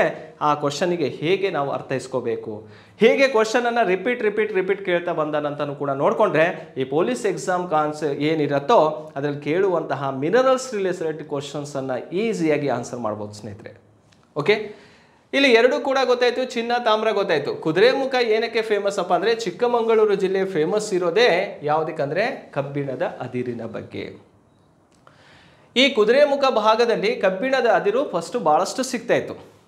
ನಿಮಗೆ ಆವಾಗಲೇ ಒಂದು ಇಂಡಸ್ಟ್ರಿ ಹೇಳಿದೆ, VISL ಅಂತ, Visvesvaraya iron and steel limited Bhadravati, ಉಕ್ಕಿನ ನಗರ ಅಂತ ಕರಿತೀವಲ್ಲ ಭದ್ರಾವತಿ, ಅಲ್ಲಿ ಈ ಕಂಪನಿ ಇತ್ತು. ಈಗಲೂ ಇದೆ, ಬಟ್ ಆದರೆ ಕ್ಲೋಸ್ ಮಾಡಿರೋದನ್ನು ನೋಡ್ತೀವಿ. ಆ ಕುದುರೆಮುಖ ಭಾಗದಲ್ಲಿ ಏನು ಐರನ್ ಓರ್ ಸಿಗ್ತಾಯಿತ್ತಲ್ಲ, ಆ ಕಬ್ಬಿಣದ ಅದಿರನ್ನು ಈ ಒಂದು VSL ಕಂಪನಿಗೆ ಸಪ್ಲೈ ಮಾಡಲಾಗ್ತಾಯಿತ್ತು. ಕೆಮ್ಮಣ್ಣಗುಂಡಿ, ಕಲ್ಲತ್ತಗಿರಿ ಭಾಗ ಬರುತ್ತೆ ಆ ಕುದುರೆಮುಖ ಭಾಗದಲ್ಲಿ. ಅಲ್ಲಿಂದ ತಂದು ಈ ಒಂದು VSL ಕಂಪ್ನಿ ಕೊಡ್ತಾಯಿದ್ವಿ ಮತ್ತು ವಿದೇಶಿ ರಾಷ್ಟ್ರಗಳಿಗೂ ಕೂಡ ನಾವು ಎಕ್ಸ್ಪೋರ್ಟ್ ಮಾಡ್ತಾಯಿದ್ವಿ, ರಫ್ತು ಮಾಡ್ತಾಯಿದ್ವಿ. ಈ ಕುದುರೆಮುಖ ಭಾಗವನ್ನು ಯಾವಾಗ ಇದನ್ನು ನ್ಯಾಷನಲ್ ಪಾರ್ಕ್ ಅಂತ ಡಿಕ್ಲೇರ್ ಮಾಡಿದ್ರು, ಅಥವಾ ಈ ಕುದುರೆಮುಖ ಅನ್ನುವಂಥದ್ದು ಎಲ್ಲಿ ಕಂಡುಬರುತ್ತಪ್ಪ ಅಂದರೆ ವೆಸ್ಟರ್ನ್ ಘಾಟ್ಸಲ್ಲಿ ಕಂಡುಬರುತ್ತೆ. ವೆಸ್ಟರ್ನ್ ಘಾಟ್ಸಲ್ಲಿ ಕಂಡುಬರುತ್ತೆ ಅಂದರೆ ಪಶ್ಚಿಮ ಘಟ್ಟಗಳ ಸಾಲಿನಲ್ಲಿ ಇರುವಂತಹ ಒಂದು ಸ್ಥಳ ಕುದುರೆಮುಖ. ಇದು ಒಂದು ವೈಲ್ಡ್ ಲೈಫ್ ಸೆಂಚುರಿ ಅಂಡರಲ್ಲಿದೆ, ನ್ಯಾಷನಲ್ ಪಾರ್ಕಲ್ಲೂ ಇದೆ, ಬಯೋಡೈವರ್ಸಿಟಿ ಹಾಟ್ಸ್ಪಾಟಲ್ಲಿದೆ, ಜೀವ ವೈವಿಧ್ಯತಾ ತಾಣದಲ್ಲೂ ಕೂಡ ನೋಡ್ತೀವಿ. ಇಷ್ಟೆಲ್ಲ ಇಂಪಾರ್ಟೆಂಟ್ ಮತ್ತು ಯುನೆಸ್ಕೋ ಲಿಸ್ಟಲ್ಲಿದೆ. ಫಸ್ಟ್ ಆಫ್ ಆಲ್ ಎಲ್ಲಿದೆ ಇದು? ವಿಶ್ವ ಪಾರಂಪರ್ಯ ಪಟ್ಟಿಯ ಭಾಗದಲ್ಲೂ ಕೂಡ ಇರೋದನ್ನು ನೋಡ್ತೀವಿ. ಇಷ್ಟೆಲ್ಲ ಇರೋದ್ರಿಂದ ಆ ಝೋನಲ್ಲಿರುವಂತಹ ಕಬ್ಬಿಣದ ಅದಿರನ್ನು ಮೈನಿಂಗ್ ಮಾಡೋದನ್ನು ಕಂಪ್ಲೀಟ್ ಸ್ಟಾಪ್ ಮಾಡಿದ್ದಾರೆ, ಬ್ಯಾನ್ ಮಾಡಿದ್ದಾರೆ. ಅಲ್ಲಿ ಈಗ ಮೈನಿಂಗ್ ನಡೀತಾ ಇಲ್ಲ. ಅಲ್ಲಿ ಅದು ಕನ್ಸರ್ವೇಷನ್ ರಿಸರ್ವ್ ಪ್ಲೇಸಲ್ಲಿ ಇರೋದ್ರಿಂದ, ನ್ಯಾಷನಲ್ ಪಾರ್ಕ್ ಇರೋದ್ರಿಂದ ಆ ಭಾಗದಲ್ಲಿ ಯಾವುದೇ ಗಣಿಗಾರಿಕೆ ನಡೀತಾ ಇಲ್ಲ. ಹಾಗಾಗಿ ಬಟ್ ಹಳೆಯ ಕ್ವಶನ್ ಆಗಿರೋದ್ರಿಂದ ಅಥವಾ ಈಗಲೂ ಕೂಡ ಆ ಕ್ವಶನನ್ನು ರೈಸ್ ಮಾಡ್ಬೋದು. ಕುದುರೆಮುಖ ಯಾವುದಕ್ಕೆ ಫೇಮಸ್ ಅಂತ ಕೇಳಿದರೆ ಕಬ್ಬಿಣದ ಅದಿರಿಗೆ ತುಂಬಾ ಪ್ರಸಿದ್ಧಿ ಪಡೆದಿರುವಂಥ ಒಂದು ಸ್ಥಳವಾಗಿರುತ್ತೆ. ಇಷ್ಟು ಕುದುರೆಮುಖದ ಬಗ್ಗೆ ಮಾಹಿತಿಯನ್ನು ಕಲೆ ಹಾಕೋಬೇಕಾಗತ್ತೆ. ನೆಕ್ಸ್ಟ್ ಪ್ರಶ್ನೆಗೆ ಹೋಗೋಣ ಸ್ನೇಹಿತರೆ. 73ನೇದು, ಹಟ್ಟಿ ಚಿನ್ನದ ಗಣಿ ಇರುವುದು ಇಲ್ಲಿ. ಎಲ್ಲಿ? ಕಲಬುರ್ಗಿನ, ಕೊಪ್ಪಳನ, ಬೀದರ, ರಾಯಚೂರು. ಕ್ಲಿಯರ್ ಇದೆ. ಹಟ್ಟಿ ಇರುವಂಥದ್ದು ಯಾವ ಜಿಲ್ಲೆಯಲ್ಲಿ? ರಾಯಚೂರು ಜಿಲ್ಲೆಯಲ್ಲಿ ಕಂಡುಬರುತ್ತೆ. ಆಲ್ರೆಡಿ ನೋಡಿ ಒಂದು ಸಲ ಏನು ಕೇಳ್ದ, ಹಟ್ಟಿ ಯಾವುದಕ್ಕೆ ಫೇಮಸ್ ಅಂತ ಕೇಳ್ದ. ಅಥವಾ ಕರ್ನಾಟಕದಲ್ಲಿ ಚಿನ್ನ ಸಿಗುವಂಥ ಸ್ಥಳ ಯಾವುದಂತ ಕೇಳ್ದ, ರಾಯಚೂರು ಹಟ್ಟಿ. ಈಗ ರಾಯಚೂರಿನ ಹಟ್ಟಿ ಯಾವ ಜಿಲ್ಲೆಯಲ್ಲಿದೆ ಅಂತ ಕೇಳ್ತಾ ಇದ್ದಾರೆ. ರಾಯಚೂರು ಅಂದರೆ ತಿರ್ಗಾ ಮುರ್ಗ ಅದೇ ಪ್ರಶ್ನೆಯನ್ನು ರಿವಿಷನ್ ಮಾಡ್ತಾನೆ. ನೋಡಿ ಎಷ್ಟು ಪ್ರಶ್ನೆ ಕೇಳ್ಬೋದು. ಹಟ್ಟಿ ಏನಕ್ಕೆ ಫೇಮಸ್ಸು? ನೋಡಿ ಅದು ಗೋಲ್ಡ್ ಸಿಗುತ್ತೆ. ಅಥವಾ ಗೋಲ್ಡ್ ಸಿಗುವಂಥ ಸ್ಥಳ ಯಾವುದು? ರಾಯಚೂರಿನ ಹಟ್ಟಿ. ಹಾಗಾದರೆ ಹಟ್ಟಿ ಯಾವ ಜಿಲ್ಲೆಯಲ್ಲಿದೆ? ರಾಯಚೂರು ಜಿಲ್ಲೆ. ರಾಯಚೂರು ಜಿಲ್ಲೆಯ ಹಟ್ಟಿ ಏನಕ್ಕೆ ಫೇಮಸ್ಸು? ಚಿನ್ನ ಸಿಗುವಂತಹ ಸ್ಥಳವಾಗಿರುತ್ತೆ. ಕ್ಲಿಯರಾ? ಈ ರೀತಿ ಒಂದೇ ಪ್ರಶ್ನೆಯನ್ನು ಹಿಡ್ಕೊಂಡು ತಿರ್ಗಾ ಮುರ್ಗ ಅದನ್ನು ಸ್ವಲ್ಪ ಮಾಡಿಫೈ ಮಾಡಿ ಕ್ವಶನನ್ನು ರೈಸ್ ಮಾಡ್ತಾನೆ. ಕ್ಲಿಯರ್ ಇರಲಿ. ಹಟ್ಟಿ ಬಂತಂದರೆ ರಾಯಚೂರು ಜಿಲ್ಲೆಯನ್ನು ಆನ್ಸರ್ ಮಾಡಿ. ರೈಟ್. ನೆಕ್ಸ್ಟ್ ಜಿಲ್ಲೆಗೆ ಹೋಗೋಣ. ಕರ್ನಾಟಕದಲ್ಲಿನ ದೋಣಿಮಲೆ ಇದಕ್ಕಾಗಿ ಪ್ರಸಿದ್ಧಿಯಾಗಿದೆ. ದೋಣಿಮಲೈ. ನೋಡಿ, ದೋಣಿಮಲೆಯಲ್ಲಿ ಮ್ಯಾಂಗ್ನೀಸ್ ಇದೆಯಾ, ಕಬ್ಬಿಣ ಇದೆಯಾ, ಚಿನ್ನ ಇದೆಯಾ, ಬಾಕ್ಸೈಟ್ ಇದೆಯಾ ಅಂತ ಕೇಳುವಂಥದ್ದು. ದೋಣಿಮಲೈ ಅನ್ನುವಂಥದ್ದು ಫಸ್ಟ್ ಯಾವ ಜಿಲ್ಲೆಯಲ್ಲಿದೆ ಅಂತ ಅಂದ್ಕೊಳ್ಳಿ. ಫಸ್ಟ್ ದೋಣಿಮಲೆ ಅಂತ ಇರೋದು ಇದು ಬಳ್ಳಾರಿ ಜಿಲ್ಲೆಯಲ್ಲಿರುವಂತಹ ಒಂದು ಸ್ಥಳವಾಗಿರುತ್ತೆ. ಯಾವ ಜಿಲ್ಲೆಯಲ್ಲಿದೆ ಇದು? ಬಳ್ಳಾರಿ. ಆ ಬಳ್ಳಾರಿ ಜಿಲ್ಲೆಯ ದೋಣಿಮಲೆ ಇದೆ ಅಂದರೆ ನಿಮಗೆ ಎರಡು ಕನ್ಫ್ಯೂಷನ್ ಆಗಕ್ಕೆ ಸ್ಟಾರ್ಟ್ ಆಗುತ್ತೆ. ಅಲ್ಲಿ ಮ್ಯಾಂಗನೀಸ್ ಇದೆಯೋ ಕಬ್ಬಿಣ ಇದೆಯೋ ಅಂತ ಗೊತ್ತಾಗಬೇಕಾಗತ್ತೆ. ಆ ಬಳ್ಳಾರಿ ಜಿಲ್ಲೆಯಲ್ಲಿರುವಂತಹ ದೋಣಿಮಲೆಯಲ್ಲಿ ಅತಿ ಹೆಚ್ಚು ಸಿಗುವಂತಹ ಅದಿರು ಯಾವುದಪ್ಪ ಅಂದರೆ ಕಬ್ಬಿಣದ ಅದಿರಾಗಿರುತ್ತೆ. ಐರನ್ ಓರ್ ಸಿಗತ್ತೆ ಅಲ್ಲಿ ಕಬ್ಬಿಣದ ಅದಿರು ಸಿಗತ್ತೆ. ಅಂದರೆ ಮ್ಯಾಂಗನೀಸ್ ಸಿಗೋದು ಎಲ್ಲಿ ಅಂತ ಹೇಳಿದೆ ಆವಾಗಲೇ ನಿಮಗೆ? ಸಂಡೂರಲ್ಲಿ ಮ್ಯಾಂಗನೀಸ್ ಸಿಗತ್ತೆ. ಸಂಡೂರು. ಇನ್ನೇನು ಗೋಲ್ಡ್ ರಾಯಚೂರು. ಬಾಕ್ಸೈಟ್ ಅದಿರು ಒಂದು ಬಂದಿದ್ದಿಲ್ಲ, ಅದು ಕೂಡ ಈಗ ಆಪ್ಷನಲ್ಲಿ ಇಟ್ಟಾನೆ. ಈ ಬಾಕ್ಸೈಟ್ ಅದಿರು ಸಿಗುವಂತಹ ಸ್ಥಳ ಯಾವುದು? ಕರ್ನಾಟಕದಲ್ಲಿ ಬಾಕ್ಸೈಟ್ ಸಿಗುವಂಥದ್ದು ಬೆಳಗಾವಿ ಜಿಲ್ಲೆಯಲ್ಲಿ ಸಿಗತ್ತೆ. ಯಾವ ಜಿಲ್ಲೆಯಲ್ಲಿದೆ? ಬೆಳಗಾವಿ ಜಿಲ್ಲೆ ಖಾನಾಪುರ ಭಾಗದಲ್ಲಿ ಈ ಬಾಕ್ಸೈಟ್ ಅದಿರು ಹೆಚ್ಚಾಗಿ ಸಿಗತ್ತೆ. ಈ ಬಾಕ್ಸೈಟಿಂದ ಏನು ಉತ್ಪಾದನೆ ಆಗುತ್ತಪ್ಪ ಅಂದರೆ ಅಲ್ಯೂಮಿನಿಯಮನ್ನು ಉತ್ಪಾದನೆ ಮಾಡ್ತೀವಿ. ಓಕೆ. ಈ ಓರ್ ಕರ್ನಾಟಕದಲ್ಲಿ ಏಕೈಕ ಸ್ಥಳ ಯಾವುದಪ್ಪ ಅಂದರೆ ಬೆಳಗಾವಿ ಜಿಲ್ಲೆ ಖಾನಾಪುರದಲ್ಲಿ ಕಂಡುಬರುವಂಥದ್ದು. ಇದು 74ನೇ ಪ್ರಶ್ನೆಗೆ ಬಿ ಅನ್ನೋದು ಸರಿ ಉತ್ತರವಾಗಿರುತ್ತೆ. ಮತ್ತು ಕನ್ಫ್ಯೂಷನ್ ಮಾಡ್ಕೋಬೇಡಿ. ದೋಣಿಮಲೆ ಯಾವುದಕ್ಕೆ ಫೇಮಸ್ಸು? ಕಬ್ಬಿಣದ ಅದಿರಿಗೆ ಫೇಮಸ್ಸು. ನಾನಿಲ್ಲಿ ಮಾರ್ಕ್ ಮಾಡಿರೋಂಥದ್ದು ಬಾಕ್ಸೈಟ್ ಅದಿರು ಸಿಗೋದು ಬೆಳಗಾವಿಯಲ್ಲಿ ಅಂತ. ರೈಟ್. 74ಗೆ ಬಿ ಸರಿ ಉತ್ತರ. 75ನೇ ಪ್ರಶ್ನೆ ಹೋಗೋಣ ಸ್ನೇಹಿತರೆ. ಯಾವುದು ಕಬ್ಬಿಣದ ಅದಿರಲ್ಲ? ಕಬ್ಬಿಣದ ಅದಿರಿನಲ್ಲಿ 4 ವಿಧಗಳಿದಾವೆ. ಯಾವ್ಯಾವುದು ನೋಡಿ?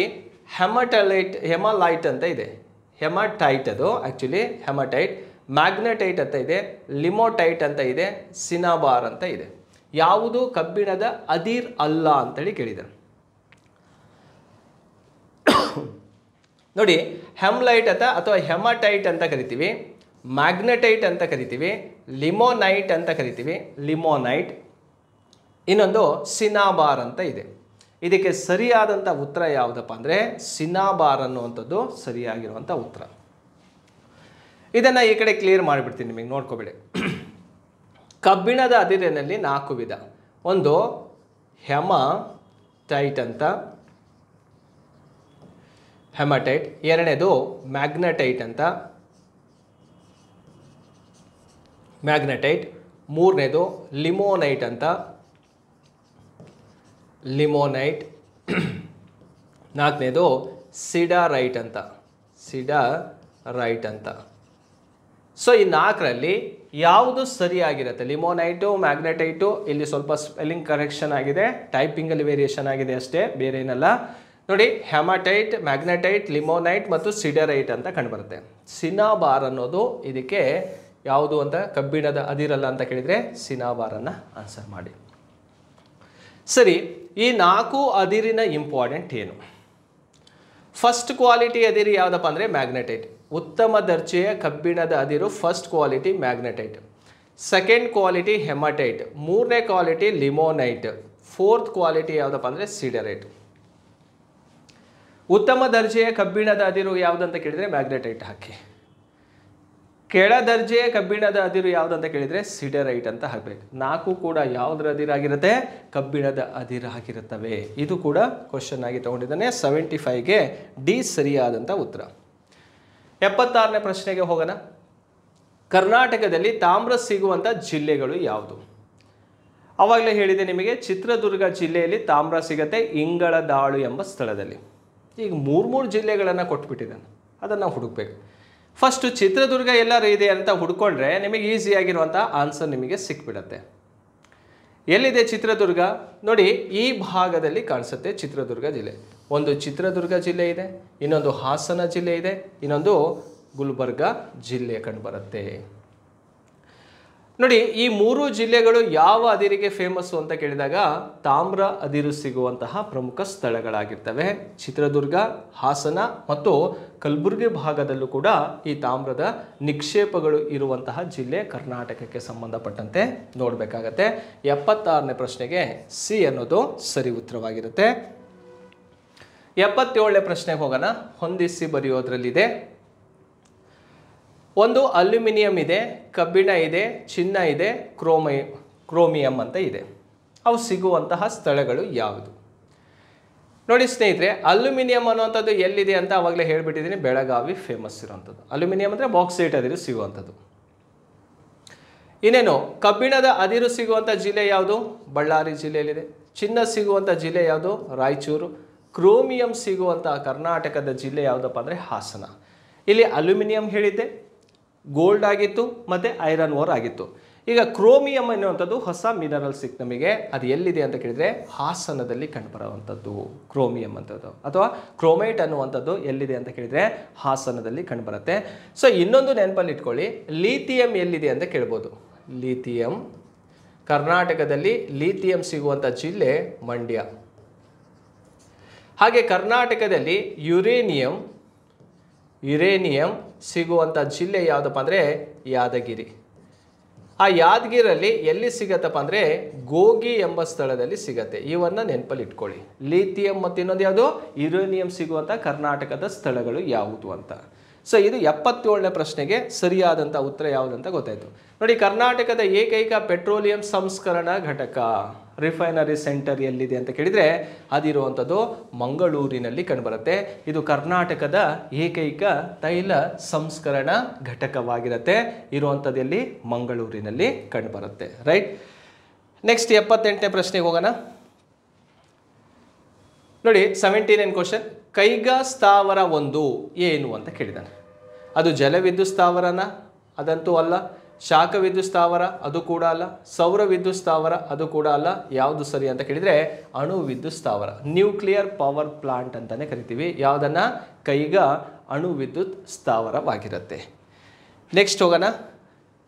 ಕರ್ನಾಟಕದಲ್ಲಿ ವಿದ್ಯುತ್ ಉತ್ಪಾದನೆಯ ಪ್ರಮುಖ ಮೂಲ ಯಾವುದು? ಸೋರ್ಸ್ ಆಫ್ ಎಲೆಕ್ಟ್ರಿಸಿಟಿ ಅಂತ ಕೇಳಿದಾಗ ನಾವು ಯಾವುದರಿಂದ ವಿದ್ಯುತ್ ಉತ್ಪಾದನೆ ಮಾಡ್ತೀವಿ? ನೀರು, ಕಲ್ಲಿದ್ದಲು, ಥೋರಿಯಂ, ಯುರೇನಿಯಂ ಎಲ್ಲದರಿಂದಲೂ ವಿದ್ಯುತ್ ಉತ್ಪಾದನೆ ಮಾಡ್ತೀವಿ. ಆದರೆ ಫಸ್ಟ್ ಪ್ಲೇಸಲ್ಲಿ ಇರುವಂಥದ್ದು ಯಾವುದು? ಕರ್ನಾಟಕದಲ್ಲಿ ಅತಿ ಹೆಚ್ಚು ಜಲವಿದ್ಯುತ್ನ ಮೂಲ ಯಾವುದರಿಂದ ವಿದ್ಯುತ್ ಉತ್ಪಾದನೆ ಮಾಡ್ತೀವಿ ಅಂದರೆ ಹೈಡ್ರೋ ಎಲೆಕ್ಟ್ರಿಸಿಟಿ ಅಥವಾ ನೀರಿನಿಂದ ಜಲವಿದ್ಯುತ್ ಉತ್ಪಾದನೆ ಮಾಡ್ತೀವಿ.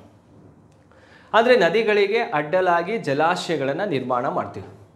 ಆ ಜಲಾಶಯಗಳನ್ನು ನಿರ್ಮಾಣ ಮಾಡಿ ಅದರ ಮೂಲಕ ಏನು ಮಾಡ್ತೀವಿ? ವಿದ್ಯುತ್ತನ್ನು ನಾವು ಉತ್ಪಾದನೆ ಮಾಡ್ತೀವಿ. ಇದು ಕರ್ನಾಟಕದಲ್ಲಿ ಅತಿ ಹೆಚ್ಚು ವಿದ್ಯುತ್ನ ಮೂಲ ಯಾವುದು ಅಂತ ಕೇಳಿದರೆ ಅದು ನೀರು ಅಥವಾ ಜಲವಿದ್ಯುತ್ವಾಗಿರುತ್ತೆ. ಹೈಡ್ರೋ ಎಲೆಕ್ಟ್ರಿಸಿಟಿ ಅನ್ನೋದು ಫಸ್ಟ್ ಪೊಸಿಷನಲ್ಲಿ ಇರೋದನ್ನು ನೋಡ್ತೀವಿ. 80ನೇ ಪ್ರಶ್ನೆಗೆ ಸರಿ ಉತ್ತರ ಎ ಆಗಿರುತ್ತೆ. ಓಕೆ, ನೆಕ್ಸ್ಟ್ ಹೋಗೋಣ. 81ನೇ ಪ್ರಶ್ನೆ. ಕರ್ನಾಟಕದಲ್ಲಿ ಅತಿ ದೊಡ್ಡ ಶಾಖ ಉತ್ಪನ್ನ ವಿದ್ಯುತ್ ಉತ್ಪಾದನಾ ಕೇಂದ್ರ ಯಾವುದು ಅಂತ ಕೇಳಿದ್ದಾನೆ. ನೋಡಿ, ಶರಾವತಿ ಅನ್ನುವಂಥದ್ದು ಯಾವುದಕ್ಕೆ ಫೇಮಸ್ಸು? ಅದು ಜಲವಿದ್ಯುತ್ತಿಗೆ. ತುಂಗಭದ್ರನೂ ಕೂಡ ಜಲವಿದ್ಯುತ್ತು. ಹಾಗೆ ಮಂಗಳೂರು ಕೂಡ ಯಾವುದಕ್ಕೆ ಫೇಮಸ್ಸು? ಇದು ತೈಲ ಸಂಸ್ಕರಣಾ ಘಟಕ ಇರೋದನ್ನು ನಾವು ನೋಡ್ತೀವಿ.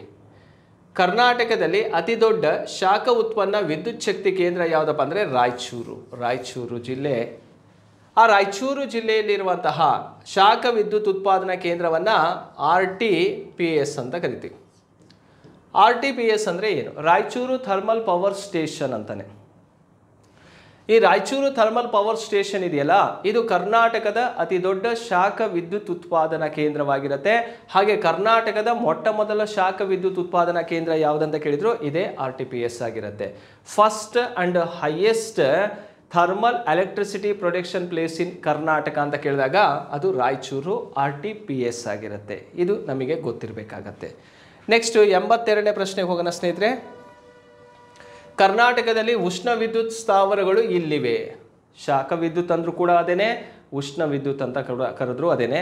ಇಂಗ್ಲಿಷ್ ವರ್ಷನ್ ಪೇಪರ್ ಇರುತ್ತೆ, ಥರ್ಮಲ್ ಅಂತ ಇತ್ತಂದರೆ ಅದನ್ನು ನೀವು ತಲೆಯಲ್ಲಿ ಇಟ್ಕೊಂಡ್ರೆ ಸಾಕು. ನೋಡಿ, ಈಗ ಒಂದು ಜಿಲ್ಲೆಯನ್ನು ಕೊಟ್ಟಿದ್ದ, ಅದು ಓಕೆ. ಈಗ ಎರಡೆರಡು ಜಿಲ್ಲೆಗಳನ್ನು ಕಾನ್ಸಂಟ್ರೇಟ್ ಮಾಡಿದ್ದಾನೆ. ಯಾವ ಜಿಲ್ಲೆ ಕಂಡು ಬರುತ್ತೆ? ರಾಯಚೂರು, ಕಲಬುರಗಿ ಇದೆ, ಇದು ತಪ್ಪು. ರಾಯಚೂರು ಓಕೆ, ಆದರೆ ಕಲಬುರಗಿ ತಪ್ಪು.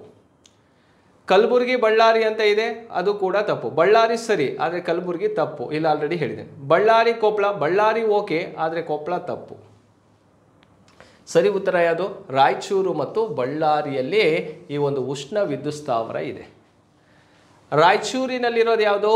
RTPS ಅಂತ ಕಂಡುಬರುತ್ತೆ, ರಾಯಚೂರು ಥರ್ಮಲ್ ಪವರ್ ಸ್ಟೇಷನ್.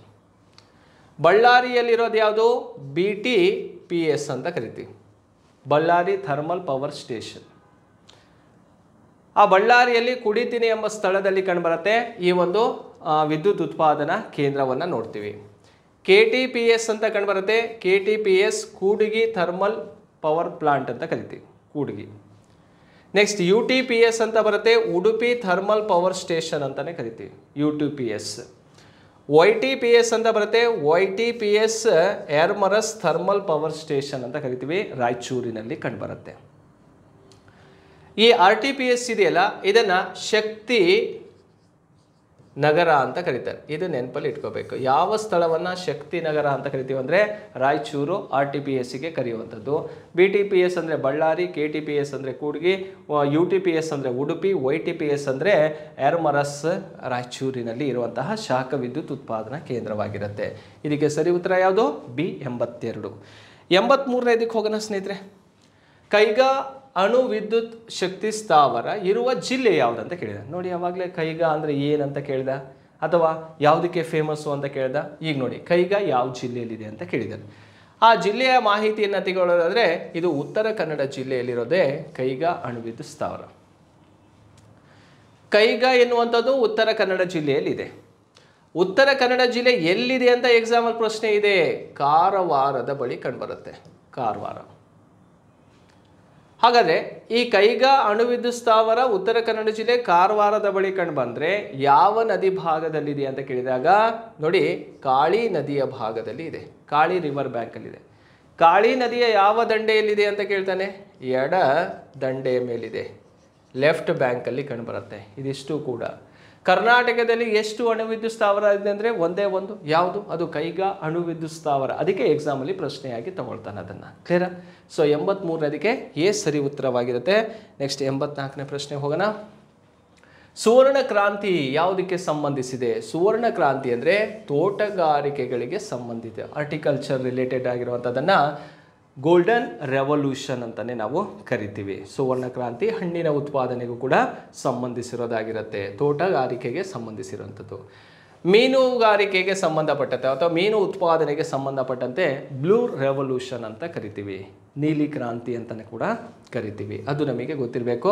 ಆದರೆ 84ನೇದಕ್ಕೆ ಸರಿ ಉತ್ತರ ಯಾವುದು? ಎ ಅನ್ನೋದು ಸರಿಯಾಗಿರುತ್ತೆ. 85ನೇ ಪ್ರಶ್ನೆ ಹೋಗೋಣ.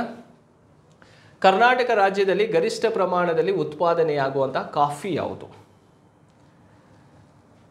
ನೋಡಿ, ಅರೇಬಿಕಾ ಅಂತೆ, ರೋಬಸ್ಟಾ ಅಂತ ಅಲ್ಲೇ ಅಬೀರಿಕಾ ಅಂತ ಇದೆ. ಅದು ಆ್ಯಕ್ಚುಲಿ ಅರೇಬಿಕಾ, ರೋಬಸ್ಟಾ, ಲೈಬೀರಿಕಾ. ಅದು ಲೈಬೀರಿಕಾ ಅಂತ ತಪ್ಪಾಗಿದೆ, ಲೈಬೀರಿಕಾ ಅಂತ. ಕಾಫಿಯಲ್ಲಿ 3 ವಿಧಗಳಿದ್ದಾವೆ, ಅರೇಬಿಕಾ, ರೋಬಸ್ಟಾ, ಲೈಬೀರಿಕಾ ಅಂತ ಕಂಡುಬರುತ್ತೆ. ಅದರಲ್ಲಿ ಸರಿಯಾದಂಥ ಉತ್ತರ ಯಾವುದು? ಕರ್ನಾಟಕ ರಾಜ್ಯದಲ್ಲಿ ಗರಿಷ್ಠ ಪ್ರಮಾಣದಲ್ಲಿ ಉತ್ಪಾದನೆಯಾಗುವಂಥ ಕಾಫಿ ಯಾವುದಪ್ಪ ಅಂದರೆ ಅರೇಬಿಕಾ. ಅರೇಬಿಕಾ. ಉತ್ತಮ ದರ್ಜೆಯ ಕಾಫಿ ಯಾವುದಂತ ಕೇಳಿದ್ರು ಅರೇಬಿಕಾವನ್ನು ಆನ್ಸರ್ ಮಾಡಬೇಕಾಗತ್ತೆ. ಇದು ಫಸ್ಟ್ ಕ್ವಾಲಿಟಿ ಕಾಫಿ ಆಗಿರುತ್ತೆ, ರೈಟ್? ನೆಕ್ಸ್ಟ್ ಕ್ವಶನ್ಗೆ ಹೋಗೋಣ. 86. ಕರ್ನಾಟಕದ ರೇಷ್ಮೆ ಪಟ್ಟಣ ಯಾವುದು? ರಾಮನಗರವನ್ನು ಕರ್ನಾಟಕದ ರೇಷ್ಮೆ ನಗರ ಅಂತಲೇ ನಾವು ಕರಿತೀವಿ, ರಾಮನಗರ. ಹೆಚ್ಚು ರೇಷ್ಮೆ ಕೈಗಾರಿಕೆಗಳು ನೆಲೆ ನಿಂತಿರುವಂಥ ಸ್ಥಳ ಯಾವುದು? ರಾಮನಗರ. ಹಾಗಾಗಿ ಕರ್ನಾಟಕದ ರೇಷ್ಮೆ ಪಟ್ಟಣ ಅಂತಲೇ ಕರಿತೀವಿ. ಸಿಲ್ಕ್ ಸಿಟಿ ಆಫ್ ಕರ್ನಾಟಕ ಯಾವುದಪ್ಪ ಅಂದರೆ ಅದು ರಾಮನಗರ. ಕರ್ನಾಟಕದ ಯಾವ ಸ್ಥಳವನ್ನು ಭಾರತ ದೇಶದ ಕಾಫಿ ಬೆಳೆಯುವ ಜನ್ಮಸ್ಥಳ ಅಂತ ಕರಿತೀವಿ? ನೋಡಿ, ಸ್ವಲ್ಪ ಲೆಂತ್ ಎಳೆದು ಪ್ರಶ್ನೆಯನ್ನು ಮಾಡಿದ್ದೇನೆ ಅಷ್ಟೇ. ಜನ್ಮಸ್ಥಳ ಯಾವುದಪ್ಪ ಅಂದರೆ ಚಿಕ್ಕಮಗಳೂರು. ಕರ್ನಾಟಕದಲ್ಲಿ ಅತಿ ಹೆಚ್ಚು ಕಾಫಿ ಬೆಳೆಯುವಂಥ ಜಿಲ್ಲೆ ಯಾವುದು? ಚಿಕ್ಕಮಗಳೂರು. ಆ ಚಿಕ್ಕಮಗಳೂರಿನಲ್ಲಿ 1470ರಲ್ಲಿ ಬಾಬಾ ಬುಡನ್ ಎಂಬ ಬಾಬಾ ಬುಡನ್ ಎಂಬ ಒಬ್ಬ ಮುಸ್ಲಿಂ ಸಂತರು ಇಲ್ಲಿ ಕಾಫಿ ಗಿಡವನ್ನು ಫಸ್ಟು ನೆಟ್ಟಿದ್ದು. ಈ ಬಾಬಾ ಬುಡನ್ಗಿರಿ ಇದೆಯಲ್ಲ, ಅಲ್ಲಿ ಮೊದಲ ಹೆಸರೇನು ಆ ಬೆಟ್ಟದಂದರೆ ಚಂದ್ರದ್ರೋಣ ಪರ್ವತ ಅಂತ. ಚಂದ್ರದ್ರೋಣ ಪರ್ವತ ಅಂತ ಕರಿತಿದ್ವಿ. ಆ ಚಂದ್ರದ್ರೋಣ ಪರ್ವತದ ಮೇಲೆ ಫಸ್ಟ್ ತಂದು ಕಾಫಿ ಗಿಡಗಳನ್ನು ನೆಟ್ಟಿರೋದ್ರಿಂದ ಆ ಬೆಟ್ಟವನ್ನು ಬಾಬಾ ಬುಡನ್ಗಿರಿ ಹಿಲ್ಸ್ ಅಂತಲೇ ನಾವು ಕರಿತೀವಿ. ಯಾವ ಜಿಲ್ಲೆಯಲ್ಲಿದೆ ಇದು? ಚಿಕ್ಕಮಗಳೂರು ಜಿಲ್ಲೆಯಲ್ಲಿ ಕಂಡುಬರುತ್ತೆ. ಅತಿ ಹೆಚ್ಚು ಕಾಫಿ ಬೆಳೆಯುವಂಥ ಒಂದು ಸ್ಥಳನೂ ಕೂಡ ಯಾವುದು? ಚಿಕ್ಕಮಗಳೂರು ಜಿಲ್ಲೆಯಾಗಿರುತ್ತೆ. ನೆಕ್ಸ್ಟ್ ಕ್ವಶನ್ಗೆ ಹೋಗೋಣ. 88. ಕರ್ನಾಟಕ ರಾಜ್ಯದ ಹೈನು ಮತ್ತು ಕೃಷಿ ಕೆಲಸಗಳಿಗೆ ಹೆಸರುವಾಸಿಯಾಗಿರುವ ದೇಶೀಯ ಅವಳಿ ಉದ್ದೇಶಿತ ತಳಿ ಯಾವುದು ಅಂತ ಕೇಳಿದ್ದಾನೆ. ನೋಡಿ, ಅಮೃತ್ ಮಹಲ್ ಮತ್ತು ಹಳ್ಳಿಕಾರ್ ಎಂಬ ತಳಿಗಳು ಕರ್ನಾಟಕದಲ್ಲಿ ಕಂಡುಬರುವಂತಹ ಪ್ರಮುಖ ದನದ ತಳಿಗಳಾಗಿರ್ತವೆ. ಈ ದನದ ತಳಿಗಳು ಹೈನುಗಾರಿಕೆ ಅಂದರೆ ಹಾಲಿನ ಉತ್ಪಾದನೆ ಮತ್ತು ಕೃಷಿ ಚಟುವಟಿಕೆಗೆ ಬಳಸುವಂತಹ ಒಂದು ತಳಿಯಾಗಿರುತ್ತೆ. ರೈಟ್. ನೆಕ್ಸ್ಟ್ ಹೋಗೋಣ ಸ್ನೇಹಿತರೆ. ಮೊಳಕಾಲ್ಮೂರು ಏತಕ್ಕಾಗಿ ಪ್ರಸಿದ್ಧಿ ಪಡೆದಿದೆ? ಮೊಳಕಾಲ್ಮೂರು ಏನಕ್ಕೆ ಫೇಮಸ್ ಅಪ್ಪ ಅಂದರೆ ರೇಷ್ಮೆ ಉತ್ಪಾದನೆ ಅಥವಾ ರೇಷ್ಮೆ ಸೀರೆಗಳಿಗೆ ಹೆಚ್ಚು ಪ್ರಸಿದ್ಧಿ ಪಡೆದಿರುವಂಥ ಸ್ಥಳ ಮೊಳಕಾಲ್ಮೂರು. ಮೊಳಕಾಲ್ಮೂರು ಎಲ್ಲಿದೆ ಅಂತ ಕೇಳಿದರೆ ಚಿತ್ರದುರ್ಗ ಜಿಲ್ಲೆಯಲ್ಲಿ ಇರುವಂತಹ ಒಂದು ತಾಲೂಕಾಗಿರುತ್ತೆ ಮೊಳಕಾಲ್ಮೂರು ತಾಲೂಕು.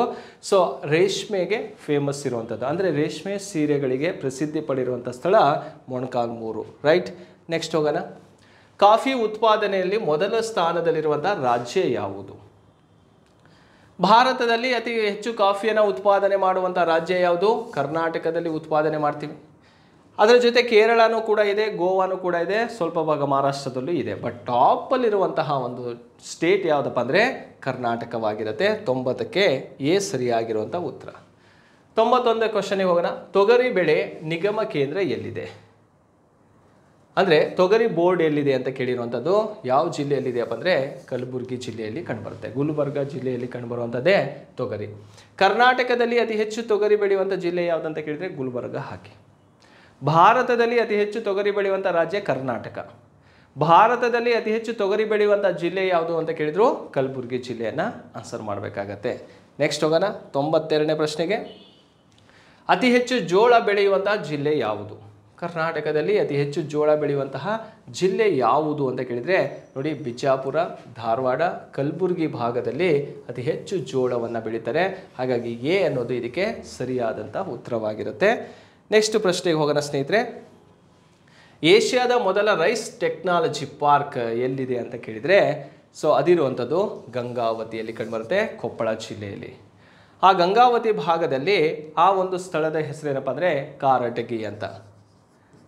ಕಾರಟಗಿ ಎಂಬ ಸ್ಥಳದಲ್ಲಿ ಈ ಒಂದು ರೈಸ್ ಪಾರ್ಕ್ ಇದೆ.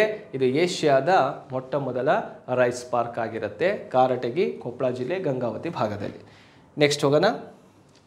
ಕಿತ್ತಳೆ ನಾಡು ಅಂತ ಯಾವ ಜಿಲ್ಲೆಯನ್ನು ಕರಿತೀವಪ್ಪ ಅಂದರೆ ಕೊಡಗು ಜಿಲ್ಲೆಯನ್ನು ಕರಿತೀವಿ. ಅಲ್ಲಿ ಕಿತ್ತಳೆ ಪ್ರಮಾಣ ಹೆಚ್ಚಾಗಿ ಬೆಳೀತಾರೆ. ಕಿತ್ತಳೆ ಬೆಳೆಯುವಂಥ ಜಿಲ್ಲೆ ಕೊಡಗು ಆಗಿರುತ್ತೆ. ಹಾಗಾಗಿ ಲ್ಯಾಂಡ್ ಆಫ್ ಆರೆಂಜ್ ಅಂತಲೇ ಕರಿತೀವಿ ಯಾವ ಜಿಲ್ಲೆಯನ್ನು? ಕೊಡಗು ಜಿಲ್ಲೆಯನ್ನು.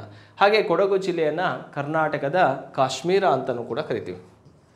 ಕರ್ನಾಟಕದ ಕಾಶ್ಮೀರ ಅಂತ ಕರೆಯುವಂಥ ಜಿಲ್ಲೆ ಯಾವುದಪ್ಪ ಅಂದರೆ ಅದು ಕೊಡಗು ಜಿಲ್ಲೆ ಆಗಿರುತ್ತೆ. ನೆಕ್ಸ್ಟ್ ಹೋಗೋಣ. ಬೆಂಗಳೂರು ಮಂಗಳೂರು ಯಾವ ಅಕ್ಷಾಂಶಕ್ಕೆ ಸಮೀಪದಲ್ಲಿದೆ ಅಂತ ಕೇಳಿದ್ದಾನೆ. ಬೆಂಗಳೂರು ಮತ್ತು ಮಂಗಳೂರು ಎರಡು ಒಂದೇ ಲ್ಯಾಟಿಟ್ಯೂಡಲ್ಲಿದ್ದಾವೆ. ಯಾವ ಅಕ್ಷಾಂಶ ಅಂತ ಕೇಳಿದರೆ 13 ಡಿಗ್ರಿ ಅಕ್ಷಾಂಶಕ್ಕೆ ಸಮೀಪದಲ್ಲಿರುವಂತಹ ಒಂದು ಸ್ಥಳವಾಗಿರುತ್ತೆ ಈ ಬೆಂಗಳೂರು ಮತ್ತು ಮಂಗಳೂರು. ನೆಕ್ಸ್ಟ್ ಪ್ರಶ್ನೆಗೆ ಹೋಗೋಣ. ವಿಸ್ತೀರ್ಣದಲ್ಲಿ ಕರ್ನಾಟಕದ ದೊಡ್ಡ ಜಿಲ್ಲೆ ಯಾವುದು? ಜಿಯೋಗ್ರಫಿಕಲ್ ಏರಿಯಾ ವೈಸಲ್ಲಿ ಲಾರ್ಜೆಸ್ಟ್ ಡಿಸ್ಟಿಕ್ ಇನ್ ಕರ್ನಾಟಕ ಅಂತ ಕೇಳಿದರೆ ಯಾವುದು? ಬೆಳಗಾವಿ ಜಿಲ್ಲೆ ಕರ್ನಾಟಕದ ಅತಿ ದೊಡ್ಡ ಜಿಲ್ಲೆಯಾಗಿರುತ್ತೆ. ಅದು ಗೊತ್ತಿರಬೇಕು. ವಿಸ್ತೀರ್ಣದಲ್ಲಿ ಕೇಳಿರುವಂಥ ಪ್ರಶ್ನೆ ಆಗಿರುತ್ತೆ. ನೆಕ್ಸ್ಟ್ ಹೋಗೋಣ 97ನೇ ಪ್ರಶ್ನೆಗೆ. ಕರ್ನಾಟಕವು ತನ್ನ ಈಗಿನ ಹೆಸರನ್ನು ಯಾವಾಗಿನಿಂದ ಪಡೆಯಿತು? ಅಂದರೆ ಕರ್ನಾಟಕ ಅಂತ ಕರಿತೀವಲ್ಲ, ಹಿಂದೆ ಮೈಸೂರು ರಾಜ್ಯ ಅಂತ ಕರಿತಿದ್ವಿ, ಈಗ ಕರ್ನಾಟಕ ಅಂತ ಕರಿತೀವಿ. ಯಾವ ವರ್ಷದಿಂದ ಅಂತ ಕೇಳಿದರೆ ನವೆಂಬರ್ 1, 1973ರಿಂದ ಮೈಸೂರು ರಾಜ್ಯಕ್ಕೆ ಕರ್ನಾಟಕ ಅಂತ ನಾಮಕರಣ ಮಾಡಲಾಯಿತು. ಆ ಕರ್ನಾಟಕ ಅಂತ ನಾಮಕರಣ ಮಾಡಿದಾಗ ಇದ್ದ ಮುಖ್ಯಮಂತ್ರಿ ಯಾರಪ್ಪ ಅಂದರೆ ಡಿ ದೇವರಾಜ್ ಅರಸ್ ಅವರು ಆಗಿನ ಮುಖ್ಯಮಂತ್ರಿಯಾಗಿದ್ದರು. ಅವರ ಕಾಲದಲ್ಲಿ ಮೈಸೂರು ರಾಜ್ಯಕ್ಕೆ ಕರ್ನಾಟಕ ಅಂತೇಳಿ ನಾಮಕರಣ ಮಾಡಲಾಯಿತು. ಓಕೆ, ನೆಕ್ಸ್ಟ್ ಹೋಗೋಣ. ಕರ್ನಾಟಕದಲ್ಲಿರುವ ಒಟ್ಟು ಜಿಲ್ಲೆಗಳ ಸಂಖ್ಯೆ ಎಷ್ಟು? ಪ್ರೆಸೆಂಟ್ ಇವತ್ತಿನ ಲೆಕ್ಕಕ್ಕೆ ನೋಡಿದ್ರೆ ಕರ್ನಾಟಕದಲ್ಲಿ ಎಷ್ಟು ಜಿಲ್ಲೆಗಳಿದಾವಪ್ಪ ಅಂದರೆ 31 ಜಿಲ್ಲೆಗಳಿದ್ದಾವೆ. ಆ 31ನೇ ಜಿಲ್ಲೆ ಯಾವುದಪ್ಪ ಅಂದರೆ ವಿಜಯನಗರ ಜಿಲ್ಲೆ. ಆ ವಿಜಯನಗರ ಜಿಲ್ಲೆ ಅನ್ನುವಂಥದ್ದು 2021 ಅಕ್ಟೋಬರ್ 2ಕ್ಕೆ ಹೊಸ ಜಿಲ್ಲೆಯಾಗಿ ರಚನೆಯಾಗತ್ತೆ. ಆ ಒಂದು ಜಿಲ್ಲೆ ರಚನೆಯಾಗಿದ್ದು ಯಾವ ಜಿಲ್ಲೆಯಿಂದ ಪ್ರತ್ಯೇಕಗೊಂಡು ಅಂತ ಕೇಳಿದಾಗ ಬಳ್ಳಾರಿ ಜಿಲ್ಲೆಯಿಂದ ಸಪ್ರೇಟ್ ಆಯಿತು. ಇದರ ಹೆಡ್ ಕ್ವಾರ್ಟರ್ ಎಲ್ಲಿದೆ ಅಂತ ಕೇಳಿದಾಗ ಹೊಸಪೇಟೆಯಲ್ಲಿ ಕಂಡುಬರುತ್ತೆ. ಹೊಸಪೇಟೆಯಲ್ಲಿ ಇದರ ಕೇಂದ್ರ ಕಚೇರಿ ಕಂಡುಬರುತ್ತೆ. ಇದು 31ನೇ ಜಿಲ್ಲೆ. ಹಾಗಾದರೆ 30ನೇ ಜಿಲ್ಲೆಯಾಗಿ ಸೇರ್ಪಡೆಯಾಗಿದ್ದು ಯಾವುದು ಅಂತ ಎಲ್ಲರೂ ಕೇಳಿದರೆ ಅದು ಯಾದಗಿರಿ ಜಿಲ್ಲೆ. ಯಾದಗಿರಿ ಜಿಲ್ಲೆ ಕಂಡುಬರುತ್ತೆ. ಆ ಯಾದಗಿರಿ ಜಿಲ್ಲೆ ಇದೆಯಲ್ಲ ಯಾವ ಜಿಲ್ಲೆಯಿಂದ ಪ್ರತ್ಯೇಕಗೊಂಡು ಅಂತ ಕೇಳಿದಾಗ ಕಲಬುರಗಿ ಜಿಲ್ಲೆಯಿಂದ ಇದು ಪ್ರತ್ಯೇಕಗೊಂಡು ಹೊಸ ಜಿಲ್ಲೆಯಾಗಿ ರಚನೆಯಾಗಿದ್ದು 30ನೇ ಜಿಲ್ಲೆಯಾಗಿರುತ್ತೆ ಯಾದಗಿರಿ. ಓಕೆ, ನೆಕ್ಸ್ಟು 99 ಕ್ವಶನಿಗೆ ಹೋಗೋಣ. ಕವಿರಾಜ ಮಾರ್ಗ ಬರೆದವರು ಯಾರು ಅಂತ ಇದೆ. ಆ್ಯಕ್ಚುಲಿ ಕವಿರಾಜ ಮಾರ್ಗ ಕೃತಿಯನ್ನು ಬರೆದವರು ಯಾರು ಅಂತ ಕೇಳಿದಾಗ ಇಲ್ಲಿ ಆಪ್ಷನಲ್ಲಿ ನೋಡಿ, 2ನೇ ಪುಲಕೇಶಿ ಅಂತ ಇದೆ, ಕೃಷ್ಣದೇವರಾಯ ಇದೆ, ಮತ್ತು ದಂತಿದುರ್ಗ ಅಂತ ಇದೆ. ಅಮೋಘ ವರ್ಷ ನೃಪತುಂಗ ಇದಕ್ಕೆ ಸಂಬಂಧಿಸಿರುವಂತಹ ವ್ಯಕ್ತಿಯಾಗಿರುತ್ತೆ. ಕವಿರಾಜ ಮಾರ್ಗವನ್ನು ಬರೆದ ಮೂಲ ವ್ಯಕ್ತಿ ಯಾರಪ್ಪ ಅಂದರೆ ಶ್ರೀ ವಿಜಯ. ಇಲ್ಲಿ ಶ್ರೀ ವಿಜಯ ಆಪ್ಷನಲ್ಲಿ ಇಲ್ಲ. ಆ ಶ್ರೀ ವಿಜಯ ಆಪ್ಷನಲ್ಲಿ ಇಲ್ಲ. ಆ ಶ್ರೀ ವಿಜಯನಿಗೆ ಆಶ್ರಯ ಕೊಟ್ಟಂಥ ದೊರೆ ಯಾರಪ್ಪ ಅಂದರೆ ಅಮೋಘ ವರ್ಷ ನೃಪತುಂಗ. ಹಾಗಾಗಿ ಆಪ್ಷನಲ್ಲಿ ಶ್ರೀ ವಿಜಯ ಇಲ್ಲ ಅಂದರೆ ಯಾರ ಹೆಸರಾಗಬೇಕು? ಅಮೋಘ ವರ್ಷ ನೃಪತುಂಗ. ಬೈ ಮಿಸ್ ಅಮೋಘ ವರ್ಷ ನೃಪತುಂಗ ಇಲ್ಲ ಅಂದರೆ ಯಾವುದಿರುತ್ತೆ? ಶ್ರೀ ವಿಜಯ ಇರುತ್ತೆ. ಅದನ್ನು ಆನ್ಸರ್ ಆಗಿ ಮಾಡಬೇಕಾಗತ್ತೆ. ಕವಿರಾಜ ಮಾರ್ಗ ಬರೆದವರು ಯಾರು ಅಂತ ಕೇಳಿದಾಗ ಸ್ನೇಹಿತರೆ, ಇವತ್ತಿನ ಈ ಒಂದು 100 ಪ್ರಶ್ನೆಗಳ ವಿಡಿಯೋ ಸರಣಿಯ ಕೊನೆಯ ಪ್ರಶ್ನೆ ಯಾವುದು ಅಂತ ನೋಡಿ. ಕೆಳಗಿನ ಯಾವ ಜಿಲ್ಲೆ ಮಹಾರಾಷ್ಟ್ರ ರಾಜ್ಯದ ಕೂಡ ಗಡಿ ಹಂಚಿಕೊಳ್ಳುವುದಿಲ್ಲ? ಮಹಾರಾಷ್ಟ್ರದಿಂದ ಯಾವ ಜಿಲ್ಲೆ ಗಡಿ ಹಂಚಿಕೊಂಡಿಲ್ಲ ಅಂತ ಇದೆ ನೋಡಿ. ಬೀದರ್ ಹಂಚ್ಕೊಂಡಿದೆ ಅಂತ ಕೇಳಿದಾಗ ಬೀದರ್ ಹಂಚ್ಕೊಂಡಿಲ್ಲ. ಕಲಬುರ್ಗಿ ಇದೆ, ರಾಯಚೂರು, ವಿಜಯಪುರ ಅಂತ ಇದೆ. ನಿಮಗೆ ಮ್ಯಾಪಲ್ಲೇ ತೋರಿಸ್ಬಿಡ್ತೀನಿ ಆ ಜಿಲ್ಲೆ ಯಾವುದು ಹೇಗಿದೆ ಅಂತ ಗೊತ್ತಿರಲಿ. ಅವನು ಕೇಳಿರೋದು ಮಹಾರಾಷ್ಟ್ರ. ಇದು ಮಹಾರಾಷ್ಟ್ರ. ಮಹಾರಾಷ್ಟ್ರದೊಂದಿಗೆ ಗಡಿ ಹಂಚಿಕೊಂಡಿರುವಂತಹ ಜಿಲ್ಲೆಗಳು ಯಾವುದು ನೋಡಿ ಸ್ನೇಹಿತರೆ? ಬೆಳಗಾವಿ ಹಂಚ್ಕೊಂಡಿದೆ. ನೆಕ್ಸ್ಟ್ ಈ ಕಡೆ ಬಂದಾಗ ವಿಜಯಪುರ ಹಂಚ್ಕೊಂಡಿದೆ, ಕಲಬುರ್ಗಿ ಹಂಚ್ಕೊಂಡಿದೆ, ಬೀದರ್ ಜಿಲ್ಲೆ ಹಂಚ್ಕೊಂಡಿದೆ. ಸೊ ಇಲ್ಲಿಗೆ ಲಾಸ್ಟ್ ಆಗತ್ತೆ ಮಹಾರಾಷ್ಟ್ರ. ಈಗ ಈ ಆಪ್ಷನಲ್ಲಿ ನೋಡಿದರೆ ಯಾವುದಿದೆ? ಬೀದರ್ ಇದೆ, ಹಾಗೆ ಕಲಬುರ್ಗಿನೂ ಕೂಡ ಇದೆ. ಮತ್ತೆ ಯಾವ ಜಿಲ್ಲೆ ಕಂಡುಬರುತ್ತೆ? ವಿಜಯಪುರ ಇದೆ. ಯಾವ ಜಿಲ್ಲೆ ಹಂಚ್ಕೊಂಡಿಲ್ಲ ಅಂತ ಕೇಳಿದರೆ ರಾಯಚೂರು. ಯಾಕಂದರೆ ರಾಯಚೂರು ಇರೋದು ಇಲ್ಲಿ, ಇದು ರಾಯಚೂರು ಭಾಗ. ರಾಯಚೂರು ಯಾರೊಂದಿಗೆ ಗಡಿ ಹಂಚ್ಕೊಂಡಿದೆ ಅಂದರೆ ತೆಲಂಗಾಣ ಮತ್ತು ಆಂಧ್ರ ಪ್ರದೇಶದೊಂದಿಗೆ ಬಾರ್ಡರ್ ಶೇರ್ ಮಾಡಿಕೊಂಡಿದೆ ರಾಯಚೂರು ಜಿಲ್ಲೆ. ಈ ರೀತಿ ಗಡಿಯ ಬಗ್ಗೆನೂ ಕೂಡ ಪ್ರಶ್ನೆಯನ್ನು ಕೇಳುವಂಥ ಸಾಧ್ಯತೆಗಳಿರ್ತವೆ. ಸೊ ಇದನ್ನು ಒಂದು ಸಲ ಮ್ಯಾಪನ್ನು ಚೆಂದಾಗಿ ರೀಡ್ ಮಾಡಿಕೊಳ್ಳ್ರಿ. ಓಕೆ ಸ್ನೇಹಿತರೆ, ಇದು 100 ಪ್ರಶ್ನೆಗಳ ಒಂದು ವಿಡಿಯೋ ಸರಣಿಯಲ್ಲಿ 2 ವಿಡಿಯೋಸ್ಗಳನ್ನು ಬಿಟ್ಟಿದ್ದೀನಿ. ಅದನ್ನು ಕಂಪ್ಲೀಟಾಗಿ ನೋಡಿ. ಆದಷ್ಟು ಆ ಕ್ವಶನ್ಸ್ ರಿಪೀಟ್ ಆಗುವಂಥ ಸಾಧ್ಯತೆಯೂ ಇರುತ್ತೆ. ನಿಮ್ಮ ಓದಿನ ಜೊತೆಗೆ ಇದೆಲ್ಲೋ ಒಂದು ಕಡೆ ನಿಮಗೆ ಹೆಲ್ಪ್ ಆಗ್ತಾ ಇರುತ್ತೆ. ಸ್ನೇಹಿತರೆ, ಈ ವಿಡಿಯೋ ಇಲ್ಲಿವರೆಗೂ ವಾಚ್ ಮಾಡೋದಕ್ಕೆ ನಿಮಗೆಲ್ಲ ವಂದಿಸ್ತೀನಿ. ಹಾಗೆ ಇದನ್ನು ನಿಮ್ಮ ಸ್ನೇಹಿತರಿಗೂ ಕೂಡ ಶೇರ್ ಮಾಡಿರಿ ಅಂತ ಹೇಳ್ತಾ ಇವತ್ತಿನ ಈ ಒಂದು ವಿಡಿಯೋನ ಇಲ್ಲಿಗೆ ಎಂಡ್ ಮಾಡ್ತೀನಿ. Thank you.